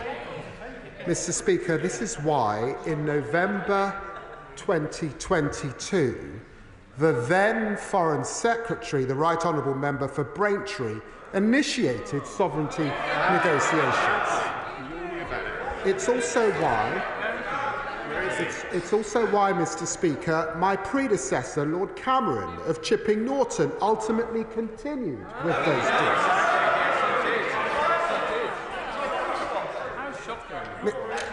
Mr. Speaker, under the previous government, there were 11 rounds of negotiations. The last one held just weeks before the general election was called. Exactly. So in July, this government inherited unfinished business where the threat was real and inaction was not a strategy. Inaction posed several acute risks to the United Kingdom. First, it threatened the UK-US base, from countering malign Iranian activity in the Middle East to ensuring a free and open Indo-Pacific. It's critical for our national security. Without surety of tenure, no base can operate effectively nor truly deter our enemies. Critical investment decisions already being delayed. Second, it impacted on our relationship with the United States, who neither wanted nor welcomed the legal uncertainty and strongly encouraged us to strike a deal. Mr. Speaker, I am a transatlanticist. We had to protect this important relationship. And third, it undermined our international standing. We're showing that what we mean is what we say on international law and our desire for partnerships with the Global South. This strengthens our arguments when it comes to issues like Ukraine or the South China Sea. And, Mr. Speaker, further legal wrangling served nobody's interests but our adversaries. In a more volatile world, a deal benefited us all, the UK, the United States and Mauritius. This government therefore made striking the best possible deal a priority. We appointed Jonathan Powell as the Prime Minister's Special Envoy for these negotiations, and he's worked closely with a brilliant team of civil servants and lawyers. Their goal was a way forward which serves UK national interests, respects the interests of our partners and upholds the international rule of law. This agreement fulfills these objectives. It is strongly supported by partners, with President Biden going so far as to applaud our achievement within minutes of the announcement. Secretary Blinken and Secretary Austin have also backed this successful outcome, which reaffirms our special defence relationship. And the agreement has been welcomed by the Indian government and commended by the United Nations General Secretary General. In return for agreeing to Mauritian sovereignty over the entire islands, including Diego Garcia, the UK-US base has an uncontested long-term future. Base operations will remain under full UK control well into the next century.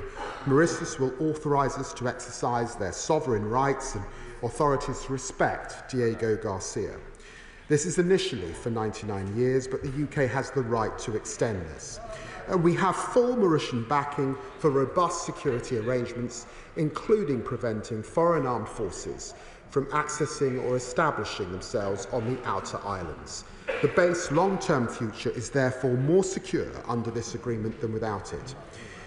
If this were not the case, I doubt the White House, State Department or Pentagon would have praised the deal so effusively. This agreement will be underpinned by a financial settlement that's acceptable to both sides. Members will be aware the government does not normally reveal payments for our military base overseas, and so it would be inappropriate to publicise further details of these arrangements at this stage. Mr. Speaker, the agreement also recognises the rights and wrongs of the past. The whole House would agree that the manner in which Chagossians were forcibly removed in the 1960s was deeply wrong and regrettable. Mauritius is now free to implement a resettlement programme to islands other than Diego Garcia. The United Kingdom and Mauritius have also committed to support Chagossians' welfare, establishing a new trust fund capitalised by the UK and providing additional government support to Chagossians in the UK. And the UK will maintain the pathway for Chagossians to obtain British citizenship. Furthermore, Mauritius and the UK will now establish a new programme of visits to the archipelago for the Chagossians. This agreement also ushers in a new area of our relations with Mauritius, a Commonwealth nation and Africa's leading democracy. We have agreed to intensify cooperation on our shared priorities, including security, growth and the environment. The agreement ensures continued protection of these islands' unique environment, home to over 200 species of coral and over 800 species of fish. And finally, Mr. Speaker, I want to reassure the House and all members of the UK family worldwide that this agreement does not signal any change in policy to Britain's other overseas territories. British sovereignty on the Falkland Islands, Gibraltar and the sovereign base areas is not up for negotiation. The situations are not comparable. This, Mr. Speaker, has been acknowledged across our overseas territories. Fabian Picardo, Chief Minister for Gibraltar, vocally supported this agreement, stating that there is no possible read across to Gibraltar on the issue of sovereignty. And similarly, the Governor of the Falklands has confirmed that the historic contexts of the Chagos Islands and Falklands are very different indeed. The government remains firmly committed to modern partnerships with our overseas territories based on mutual consent. After Mauritius' elections, the government will move towards treaty signature, and it is then our intention to pursue ratification in 2025 by submitting the treaty and the bill to this House for scrutiny. This is a historic moment, a victory for diplomacy. We've saved the base. We've secured Britain's national interests for the long term. I commend this statement to the House. Shadow Foreign Secretary Andrew Mitchell. Thank you, Mr. Speaker. I am grateful to the Foreign Secretary for sharing his statement with me in advance. Mr. Speaker, when the world is more dangerous than at any point in our lifetimes, when the Middle East is now on the edge of serious conflict, when there is war in Europe, and when British military forces are engaged in protecting an ally from Iranian missiles, the government proposes to give away a key strategic military asset to a state which has never controlled it and to which the Chagossian people feel little affinity, if any. It is frankly, Mr. Speaker, astonishing that this announcement was slipped out at the end of last week, a few days before Parliament returned in order to advantage the election timetable of the governing party in Mauritius, rather than by making a statement here in this House. The Times newspaper put it well, and I quote, that in a dangerous world, British security is being risked by ministers and departmental lawyers who believe appeasing faux anti-colonial sentiment in the UN matters more than national interest. Mr. Speaker, UK sovereignty has applied to the British Indian Ocean Territory for more than 200 years. Its strategic location, right in the centre of the Indian Ocean, is unmatchable, and it houses our one and only military base in the Indo-Pacific. I can tell the House, Mr. Speaker, that this is a deal that the former Foreign Secretary, my noble friend Lord Cameron, would never have done. And nor, for that matter, would my right honourable friend, the member for Braintree. Had they been willing to do so, then the deal, Mr. Speaker, would have been concluded long ago. The Conservative government declined to enter into a deal with Mauritius for reasons that I think are now clear for the House to see. Nor has the Labour government published a draft treaty, only a non-legally binding joint statement. So we are somewhat in the dark about exactly what has been agreed. And crucially, can the Foreign Secretary guarantee that there will be a vote on this treaty. Mr. Speaker, is it not the case that the noble Lord West of Spithead, the most senior military figure ever to hold office in a Labour government, said as follows: "There is an irrefutable case that ceding the Chagos Islands to Mauritius would be an irresponsible act which will put our strategic interests in danger while also recklessly undermining fundamental principles of international law." So I would be most grateful if the Foreign Secretary could answer the following 5 questions. First, never mind what the First Minister said, first, what steps has he and the government taken to reassure the people of Gibraltar and the Falkland Islands that this ill-advised decision will have no effect on their sovereignty? Second, and of yet greater importance, what steps is he taking to make clear that this decision will have no read-across for the sovereign-based areas in Cyprus, Episcopi, Dekelia and Akrotiri? Third, what assurances has he received that no Chinese military assets will be placed on any of the nearby islands in the archipelago? While his words are welcome, the House needs to see the wording clearly set out. Fourth, precisely how much money in total are we now planning that British taxpayers should pay to Mauritius, and for each year under this deal, as well as in total? We want full transparency on all payments that the government intends to make and what the money is for.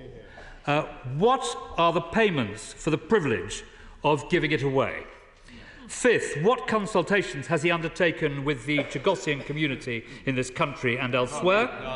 We note that his honourable friend, the Member of Parliament for Crawley, with courage and integrity, has opposed this deal. It remains to be seen whether others on the benches opposite will have the good sense, courage and integrity so to do. And in view of the fact that Jonathan Powell has only just been appointed as the special envoy for these negotiations, can he assure the House that the government has actually given the time to draw upon his expertise? Mr. Speaker, the Prime Minister and the Foreign Secretary are proposing to give away Britain's key strategic assets in the Indian Ocean. Little or no attention has been paid to the position of those with direct heritage and family links to Chagos themselves. We have no clear details of any safeguards to be put in place against China, a close ally of Mauritius, setting up military facilities and surveillance capacity not far away. Mr. Speaker, by this statement today, the government gives succour to our enemies in a dangerous world and undermines the strategic web of Britain's defence interests. Mr. Speaker, our country is the poorer and the less for it. Secretary. Well, Mr. Speaker, I've got to say it takes some brass neck to criticise this government for delivering what they tried and failed to do. It was quite literally the last government that opened these negotiations in the first place because they understood what was at risk. And they went through 11 rounds of negotiations and resolved nothing. Instead, as with much as we found across government, they left it for us to inherit and to fix. He praised the former Foreign Secretary and the member for Braintree, now auditioning for the Tory leadership, who seems to have suffered short memory loss in the last few years. He told the Commons that in negotiations with Mauritius, and I quote, "Our primary objective is to ensure the continued effective operation of our defence facility on Diego Garcia." That is exactly what we delivered. Don't take my word for it. Ask President Biden. Ask Secretary Blinken. Ask Secretary Austin. If this could win the approval from the White House and the Pentagon for protecting security interests, then I think the right honourable member can rest easy and put down some of the bombast. The reality is that if you don't support this agreement, you either support abandoning the base or breaking international law. So I ask him, which is it? Our agreement secures the base. It stops a potentially dangerous illegal migration route. It protects the marine areas. It provides new support for the Chagossians, and it ensures that the UK is compliant with international law. There was a time when the Tories believed in international law. Now they seem to have given up, telling other people basically they should go ahead and break it. The honourable gentleman knows that this was a serious negotiation begun by the last government, left to us to conclude. It secures the future of a very important security asset in the Indian Ocean. They posture, we lead. And of course, Parliament will get the scrutiny that it deserves in the coming months. He knows too that this was a negotiation between two governments, and of course we kept the Chagossians informed all along the way. Chair of the Foreign Affairs Committee, Emily Thornberry. Much, Madam Deputy Speaker. And in a parallel reality, may I ask the Foreign Secretary a question about a particular aspect of this treaty, which I don't believe is going to get a great deal of attention in all the heat and fury, but it's very important. At a time when our oceans have never been under such stress, the British Indian Ocean Territory is one of the last ocean wildernesses in the world, with tuna trawlers lining up on the boundary of the no-take zone, trying to entice fish across into their nets. Yep. Artisanal fishing of the Chagossians who have come home is quite possible within this ecosystem, but not licensing fishing. And any break in environmental protection will lead to a huge spike in illegal fishing. Could the Foreign Secretary inform the House what provision has been made to ensure the ongoing protection of this unique part of the world once the administration of the islands is handed over to Mauritius, and what involvement the Chagossians have had in this process? Very grateful to my right honourable friend, and I want to reassure her that we, of course, will do everything we can and have done everything we can, which includes combating illegal fishing to better secure the environment. And as part of the deal, there is absolutely the establishment and the management of a new marine protected area, and we will work and continue to work with the Mauritians on that marine protected area, and of course the United States will play its part as well. I'm very grateful for the question. Lib Dem spokesperson Callum Miller. Thank you, Madam Deputy Speaker, and I'd like to thank the Foreign Secretary for advance sight of his statement.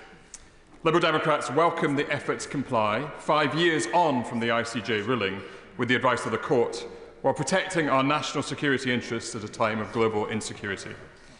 But we want to put on record our concerns about the way in which this process was conducted, and the risk that it bakes into a new treaty the historic injustices faced by the Chagossian people. The voice of the Chagossians has been excluded throughout the negotiations and the outcome. This is deeply regrettable. The UK rightly believes in the principle of self-determination, and yet there has been no opportunity for the self-determination of Chagossians.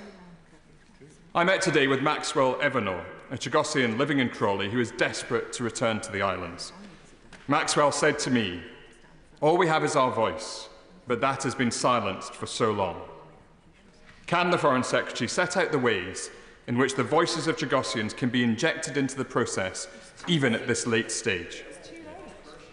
This House was too often bypassed under the former Conservative government, and so I welcome the Foreign Secretary's assurance that there will be proper parliamentary oversight of the final treaty.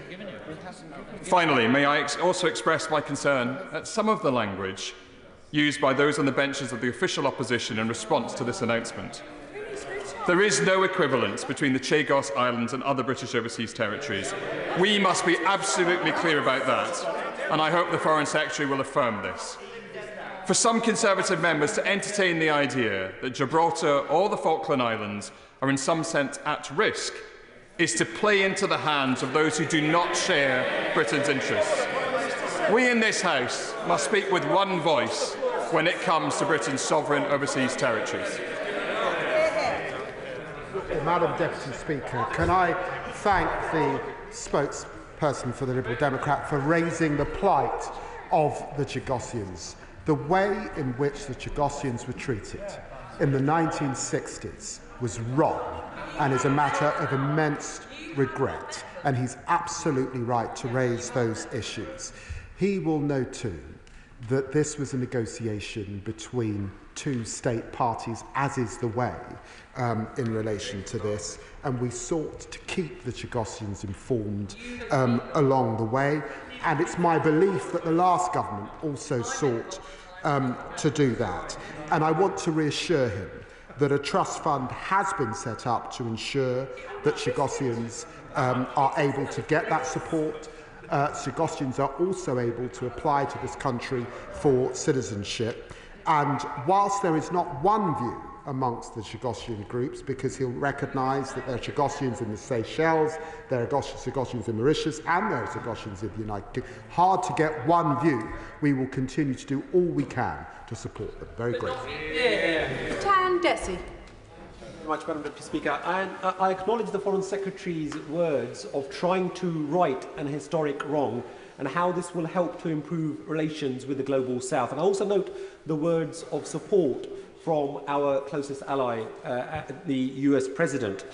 However, what mechanisms have been put in place to ensure that the strategic defence importance of the US-UK base remains after the expiration of this deal? And also, how will we ensure that the voice of the Chagossians, who have never been under Mauritian government control, how will that be central in any future arrangement?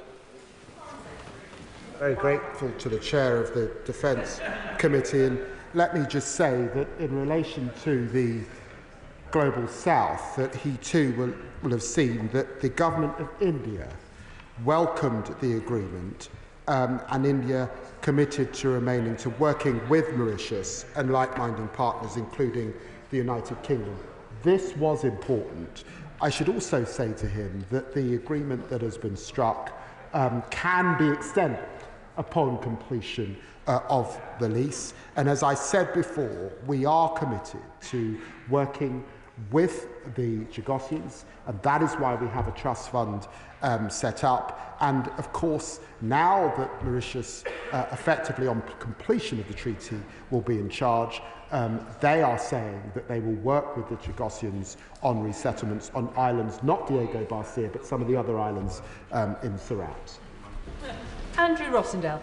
Madam Deputy Speaker, this is a shameful day for British democracy. This is a dark moment for human rights in the United Kingdom. Already the people of the Chagos Islands have been forcibly removed from their homeland. Today, this government is handing their home over to a foreign country in cahoots with a hostile nation. The Foreign Secretary must commit to allowing the Chagossians, the British Chagossian people, the right of self-determination, just as we afford to every other British overseas territory.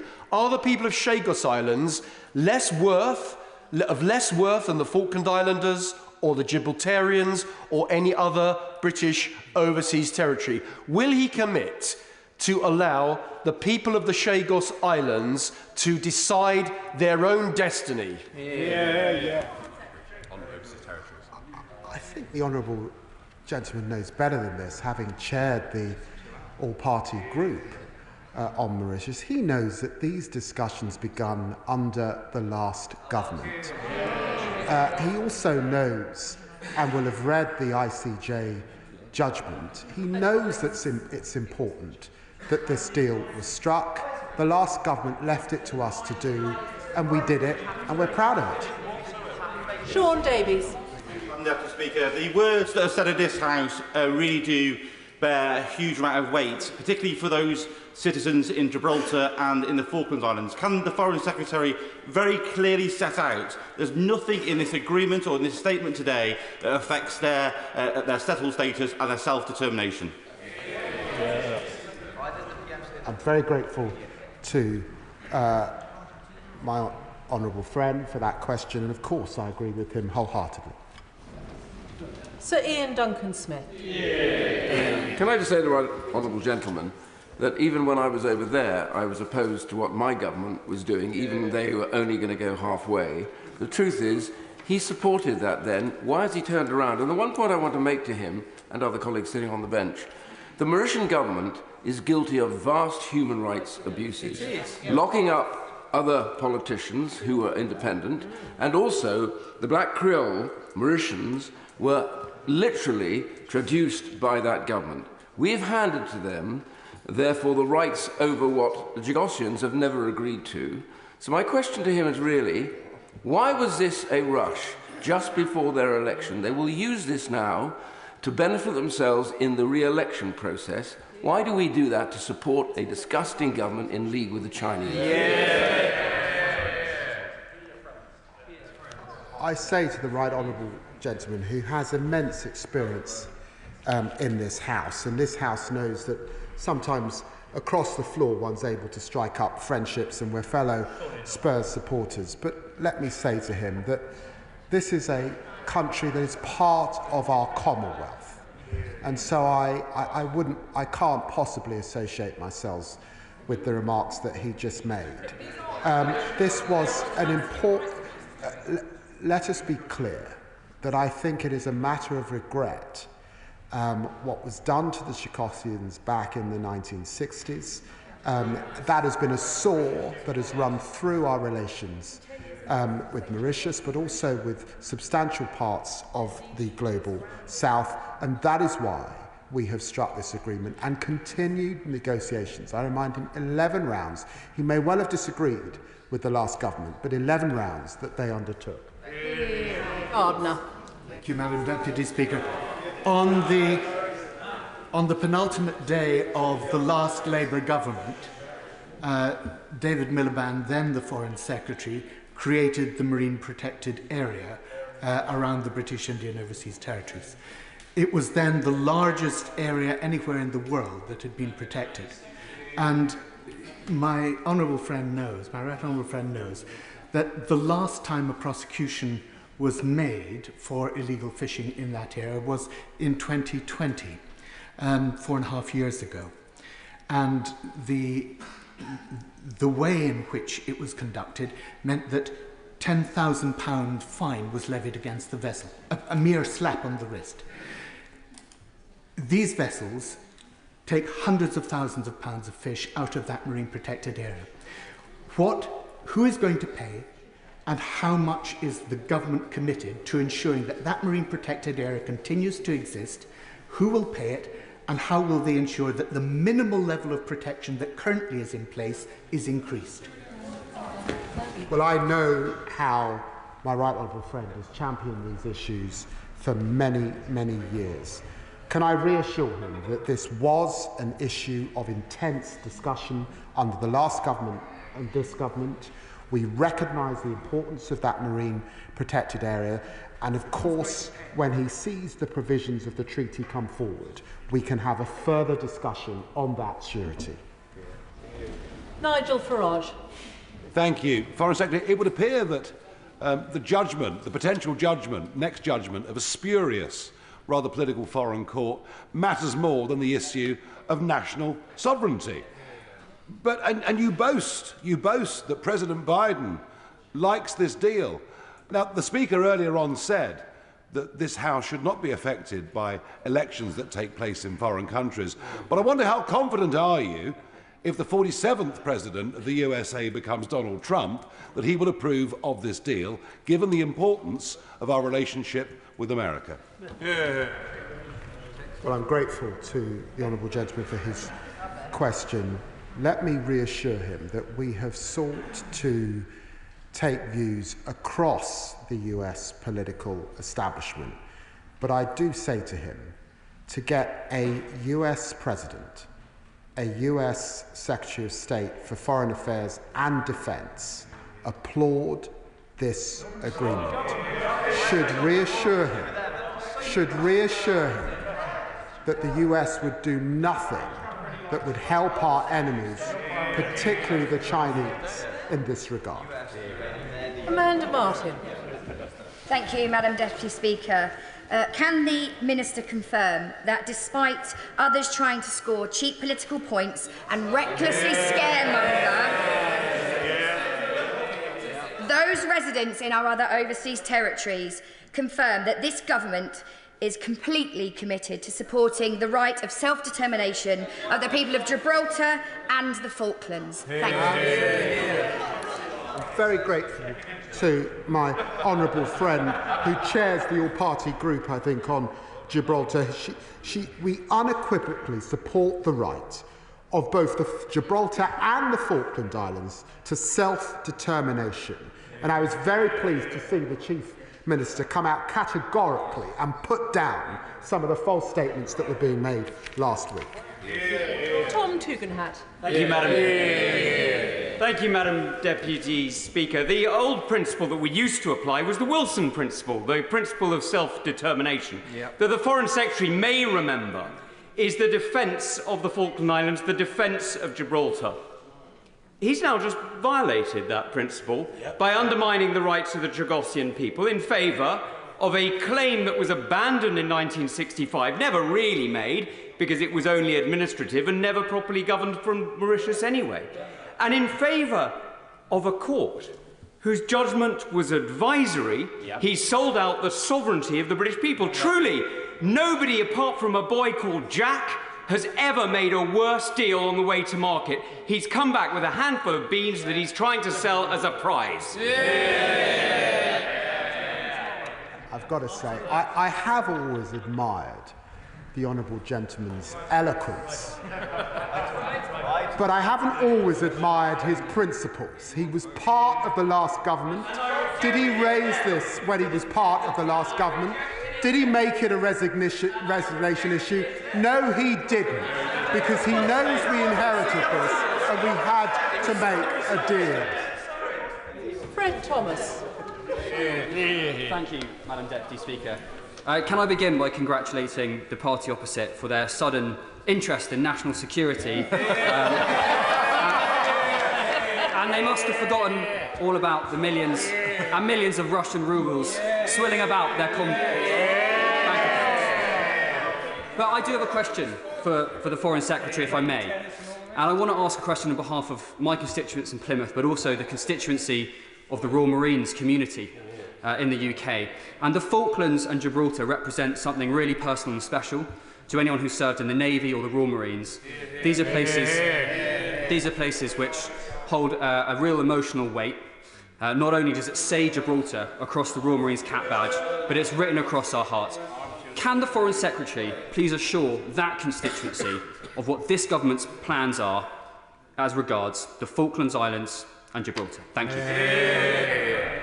Well, I'm very grateful to my honourable friend for raising this issue, for his service and the seriousness with which he puts his remarks. And I can give him that unequivocal assurance for the Falklands, for Gibraltar, for Cyprus, and the rights that exist. This situation, which in the British Indian territories is completely different, not comparable. And I regret that in a way this has been made against the backdrop of a Conservative leadership contest, and colleagues who know a lot better have sought to make partisan points with something so important.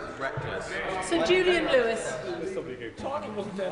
Did the government take the trouble to consult the head of its own strategic defence review, Lord Robertson of Port Ellen, before announcing this decision? And if so, what did Lord Robertson say? The SDR is supposed to report early next year. Would it not have been more sensible to see what its findings were before taking a militarily risky decision like this?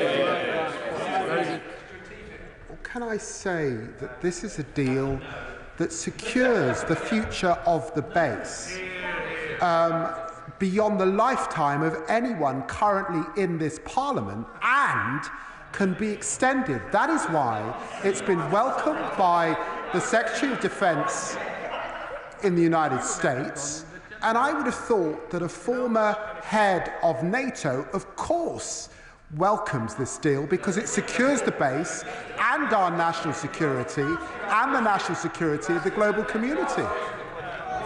Gregor Poynton. Deputy Speaker, thank you very much, Foreign Secretary. Can the Foreign Secretary confirm that the vital operations on the base on Diego Garcia will remain completely unaltered and without disruption thanks to this agreement? Very grateful to my honourable friend. Absolutely, yes I can. Dr Al Pinkerton. Mr. Speaker, over the last 210 years, Chagossians have been traded, they've been deprived of their liberty, they've been deprived of their dignity, they've been displaced from their homeland, and now, thanks to this process, they face the prospect of being dispossessed from both their islands and from their future hope of self-determination. Chagossians are not children. They do not require and they do not ask for a trust fund. They're a proud community of many thousands of people who have been wronged time after time and who are looking today to the Foreign Secretary, to the UK and to the members of this House to ensure that their right to self-determination is understood and respected. Many of those Chagossians are outside right now. Can you offer them that reassurance and think again on this negotiation? Can I say to the honourable gentleman that the way that the Chagossians were treated was wrong, and this deal secures a right for settlement for them to the outer islands. He will know that there are a range of opinions amongst them, but he's absolutely right to put on record the manner in which they were treated, with this whole House, I would hope, would accept as a matter of immense regret. Elaine Stewart. Madam Deputy Speaker, does the Minister agree that the threat of illegal migration onto Diego Garcia carried the threat of creating a further smuggling route into the UK? Has that threat now been shut down? Well, I'm very grateful to my honourable friend for raising a very serious issue. On the signing of that treaty, this now is a matter for Mauritius, so she's absolutely right to highlight that very important issue in terms of our own national security. Edward Lee. I don't know how many people actually have visited these islands in this chamber. Well, I went there with the Defence Select Committee 38 years ago. And it was crucial in our whole effort in the Cold War against the Soviet Union. And we never appeased once in that Cold War, and we won it. The question I want to ask, and it's a serious question, is given that Mauritius has a close relationship with China, given that we can't trust a single word the Chinese say with our experience on Hong Kong, given that they are militarizing islands all over the Pacific, are we absolutely sure that sometime in the future the Chinese will not exert pressure on the Mauritian government to have a base on these islands? I've got to say, for such a senior member of the House of Commons, that I've got to tell the honourable gentleman that he should just check his facts a little bit more closely. Mauritius is one of only 2 countries in Africa that has not participated in China's Belt and Road. Mauritius is an ally of India, not China. Yeah. Thank you, Madam Deputy Speaker. This government has committed to a reset of the UK's relationship with the Global South. Does the Foreign Secretary agree that putting this issue to bed will help neutralise the charge that the UK plays by double standards where international law is concerned? Well, the honourable gentleman is absolutely right to raise this issue. Some will argue that the ICJ advisory opinion of 2019 was only advisory, and the UN General Assembly resolution of the 24th of May 2019 was not binding. But he will recognise that many of our closest allies voted against us on that occasion, and it is important that we are a country that upholds the rule of law. I am called to come to this dispatch box to make the case for standing with Ukraine, and to make the case for international humanitarian law. And for all of those reasons, we must be a country that upholds the rules-based order. Robert Jenrick. Thank you, Madam Speaker. We've just handed sovereign British territory to a small island nation which is an ally of China. Yes. And we are paying for the privilege. Yep. All so that the Foreign Secretary can feel good about himself at his next North London dinner party. In whose interests does he think he serves?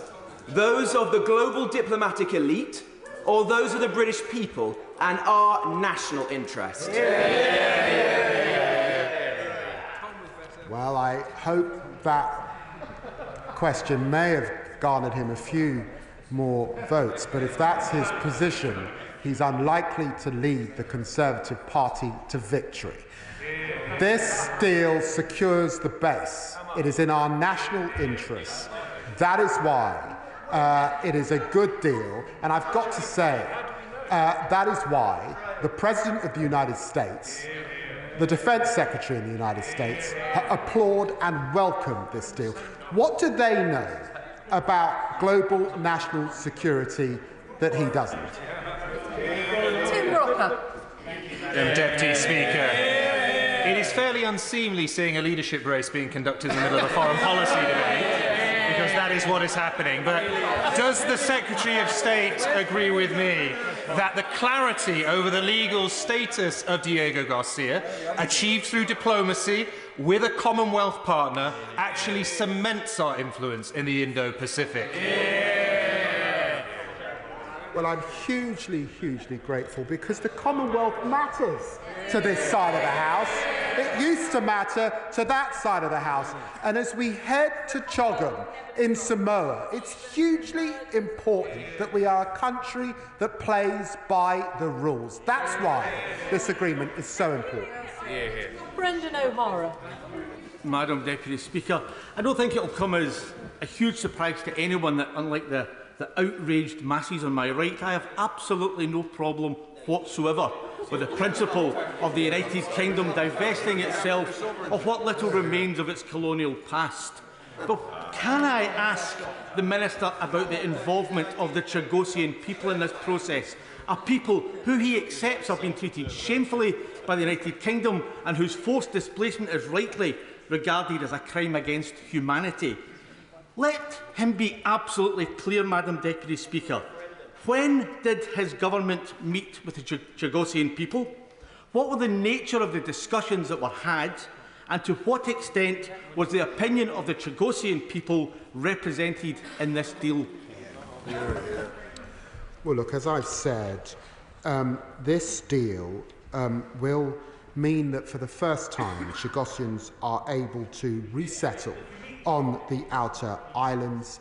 As I've said already, this was a negotiation between the United Kingdom government and Mauritius. That was the nature of state agreement. And of course, we've sought to keep Chagosians informed. But I do remind him, and he knows this, there are a range of Chagosian groups, some in the Seychelles, some in Mauritius, some in this country. Laura Kirksmith. Thank you, Madam Deputy Speaker. The former Conservative Foreign Secretary, the Right Honourable Member for Braintree, when he was leading negotiations with Mauritius, said our primary objective is to ensure the continued effective operation of our defence facility on Diego Garcia. This government has now delivered that. On that basis, shouldn't the Conservatives be welcoming this agreement?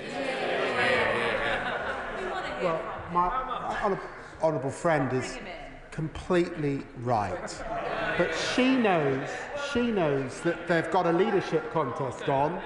This is a bit of a beauty parade, and it's why they're stepping away from a negotiation that they begun, had 11 rounds on, and failed to deliver. Mark Francois. Having heard the Foreign Secretary's performance this afternoon, we now know why they didn't dare announce this in the House of Commons. This abject surrender of British sovereign territory for nothing, for that's what it is, now risks a Chinese veto over an absolutely vital military facility. So can I ask the Foreign Secretary, how much in rent will this country now pay Mauritius for the right to lease back what's already ours, and which government department, the MOD or the FCDO, will pay the landlord? The honourable gentleman mentions the Chinese veto. The Chinese do not have a veto in this House. The treaty will be scrutinised by this House.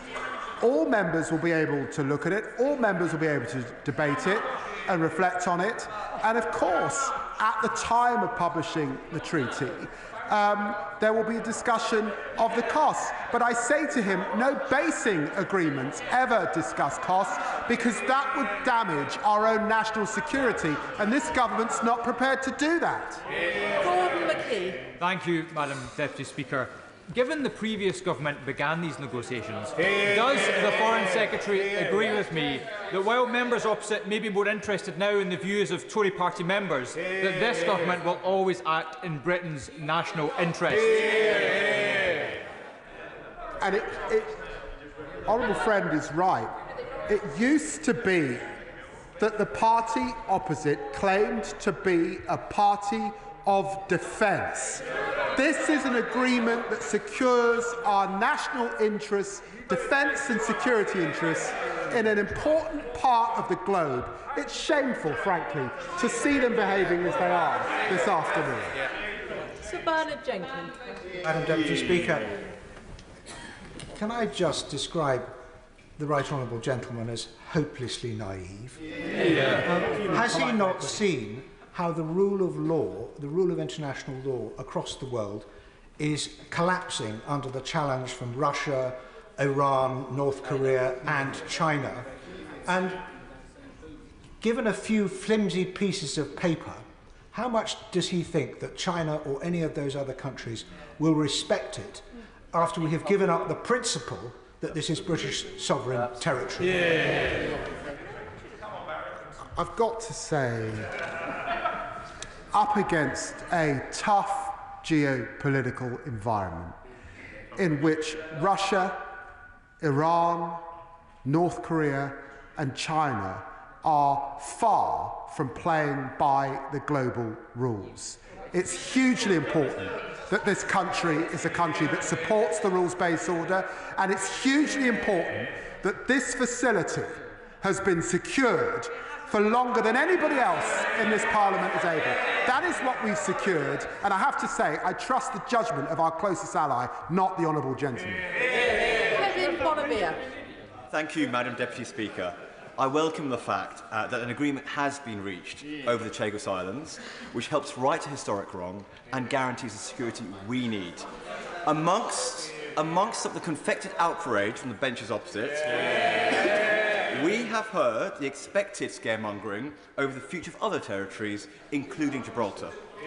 I note that both the Foreign Secretary and the Minister for Europe have in recent months reaffirmed the double lock on Gibraltar sovereignty, meaning that not only will Gibraltarian sovereignty never be altered without its people's consent, but also that the UK government will never enter into the process of negotiation with which the Gibraltarian people are not content.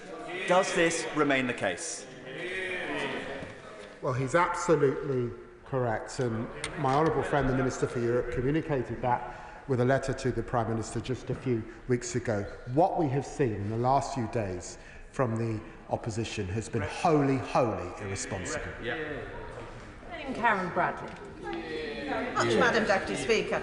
The Foreign Secretary has said that he's establishing a trust fund and that Chagosians will be able to apply for British citizenship. What discussions did he have with the Chagosian people about that, and can he confirm that the Home Office is ready to deal with those applications? Can I say they already can apply for UK citizenship, and of course we have been in dialogue and discussions with the Chagosian. My honourable friend, the Minister for Overseas Territory, has met with them regularly. Paul Brickell. Thank you, Madam Deputy Speaker. Does my right honourable friend agree agree with me that this agreement has no bearing on the government's relationship with the other overseas territories, and that the UK government's policy towards the Falkland Islands, Gibraltar and other territories remains unchanged, with support for their right to self-determination. Self-determination is the key word, and we absolutely support the right of the people of the Falkland Islands and Gibraltar in that regard. Sammy Wilson. Coming from Northern Ireland, I'm not surprised that this government has surrendered British interests against the wishes of the people who live there, because after all they supported the deal which the previous government did in relation to EU demands on Northern Ireland. But the government has given away a strategic interest. It has not published the deal, it won't reveal the cost, it won't guarantee that Chinese influence in this strategic area will not be guaranteed, and also, of course, it's handed to a country which has no historic claim. Does he not recognise the impact that this has on other people who are eyeing British territory? The EU and Gibraltar, the Argentina and Falklands. But this is a dirty, dangerous and desperate deal. It's a shameful surrender of British interests. Is he relying on the fact that the government's got a huge sledgehammer majority which can drive this through this House despite the impact that it has on long-term British interests? I think the honourable gentleman lost much of the House when he said that people live there. They don't live there. That's the whole point. They don't live there. This is a deal that will give them the right to resettlement on the outer islands. I don't recognise the caricature that the honourable gentleman has made this afternoon. Steve Race. Thank you, Madam Deputy Speaker. President Biden has welcomed the agreement. Secretary Blinken has welcomed the agreement, as has Secretary Austin. Does the Minister agree with me that Tory critics opposite do not know more about US national security than the White House and the Pentagon? I have to say to the honourable gentleman, he makes an important point, because he knows, as this whole House knows, that it doesn't matter who is in the White House or who is in number 10. For generations, the US and the UK have acted in consort, and the future of Diego Garcia has been central to that, central to the security of the Indo-Pacific and the wider Indo-Pacific, but central also to global security. And the capabilities across our nations are essential and important. And that's why it's so sad to see the Conservative Party falling, frankly, quite, not living up, frankly, to where they should be on these crucial issues of national security, which ought not to be partisan. Dr. Andrew Murison. Speaker, my old boss, Admiral Lord West of Spithead, won his Distinguished Service Cross in 1982 in the Falklands, and the Right Honourable Gentleman will know he's a former Labour Security Minister. Why then does he think that Lord West is of the view that what the Right Honourable Gentleman is doing poses a grave security risk to this country, and further is likely to undermine our position in the Falkland Islands? And will he give a straight answer to my right honourable friend, the member for New Forest East, in asking whether another noble lord, Lord Robertson, has been consulted in any way over the decision that the Foreign Secretary has made? Yes. I would urge him to read the remarks of the Chief Minister of the Falkland Islands, and I would urge him to consult more widely the defence establishment in this country, who are pleased that an issue that was looking that would become very contentious between us and the United States in terms of global national security has now been settled. Lord Arthur. Thank you, Madam Deputy Speaker. I'd like to thank the Secretary of State for his statement, and in particular the reassurances given to our brothers and sisters in Gibraltar and the Falkland Islands. I think the scaremongering around those two areas has been absolutely shameful, absolutely shameful. But in the spirit of trying to achieve cross-party consensus, I think it's really important. I think it's really important to acknowledge the work of the previous government on this subject and how that has provided the foundation for what we have today. Before then, progress was all too slow and it did shame our country. Nonetheless, I want to give the Secretary of State opportunity again to reassure us that this deal is in our strategic interest and also the interest of our partners.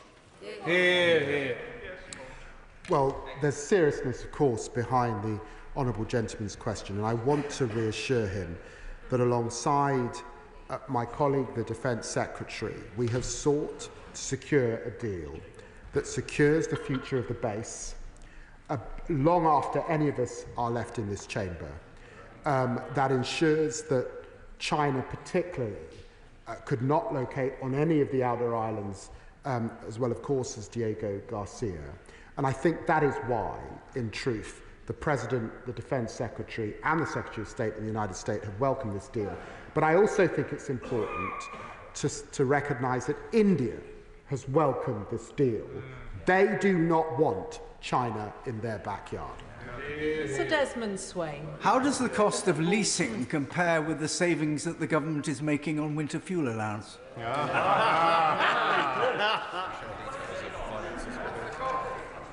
The honourable gentleman will be able to return to these issues when the treaty is before this House, and he must wait, as I do, for the budget of the Chancellor of the Exchequer.